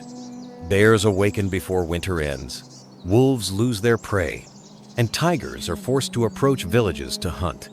The permafrost, the foundation of this land, is melting, collapsing the ground, reshaping rivers, and erasing forests that have stood still for millennia. Wildfires now rage across the taiga, devouring millions of hectares once the shelter of countless species. After the flames, there is only silence. A white, lifeless silence. Scientists warn that if nothing changes, up to 30% of the Siberian tiger population could disappear within decades. And yet, amid destruction, there is still hope. International organizations, led by the WWF, are fighting to restore life, from protecting sea ice for the polar bear to reducing carbon emissions that slow the melt. In Franz Josef Land, one of Russia's strictest nature reserves, the last polar bears still wander across the ice, teaching their cubs to swim, to hunt, and to keep alive the fading spirit of the Ice Age. Today, only 20,000, 31,000 polar bears remain on Earth. Without decisive action, that number may fall by 30% by 2050. The Siberian tiger, symbol of this land, once numbered only 30 individuals in the early 20th century. Thanks to the 1,947 hunting ban and decades of conservation, that number has risen to about 500. This is not only a biological victory, but proof that human compassion can still triumph over greed. The Siberian gray wolf thrives under protection in the Putorana Reserve, spanning 1.8 million hectares free to breed, hunt, and sustain a stable population of 30,000, 40,000 individuals. The Siberian brown bear is also safeguarded in pristine forests such as Kronatsky and Sakhotia Lin, maintaining an estimated 120,000 individuals across Russia. These successes are rays of hope, but never enough. To truly protect Siberia requires more than laws. It demands awakening within the human soul. Nature does not simply need to be preserved. It must be understood and respected. If the taiga falls, the snow will melt faster. If the reindeer vanish, the grass will die. If the tiger disappears, the forest will go silent. And if the permafrost melts, the earth will warm along with Siberia. Beneath the frozen sky, the resilient still endure. The polar bear, the solitary king of the frozen sea. The reindeer, symbol of endurance. The gray wolf, spirit of unity and strategy. The brown bear, the sleeper who renews. And the Siberian tiger, the silent lord of the taiga. Each one bears witness to the Creator's power, to the divine design that gave every being both instinct and purpose. From them, we learn patience, adaptation, strength, and humility before nature. Siberia, the land of ice, wind, silence, and soul. A place where beauty and brutality coexist. where every breath is a miracle and every living creature is a warrior. But if humanity remains indifferent, the eternal winter of Siberia will melt, and with it, the final songs of the wild. Now, the responsibility is ours. We who were entrusted to guard this earth, let us act. Let us protect and honor life itself. Because nature does not need humanity, but humanity cannot live without nature. Siberia still breathes. The forest still waits for spring. The tiger still stalks in the snow. The reindeer still migrate. The mother bear still rocks her cubs in the ice cave. And if we listen closely, we will hear the heartbeat of the earth, steady, enduring, eternal, like the legendary land called Siberia. If the breathtaking images of Siberia have touched your heart, if the stories of the Siberian tiger, the polar bear, the gray wolf, the reindeer, and the endless taiga forests have reminded you of how vast and beautiful this world truly is, and if you believe that nature deserves to be heard, protected, and told in the most honest way, then please don't leave before subscribing.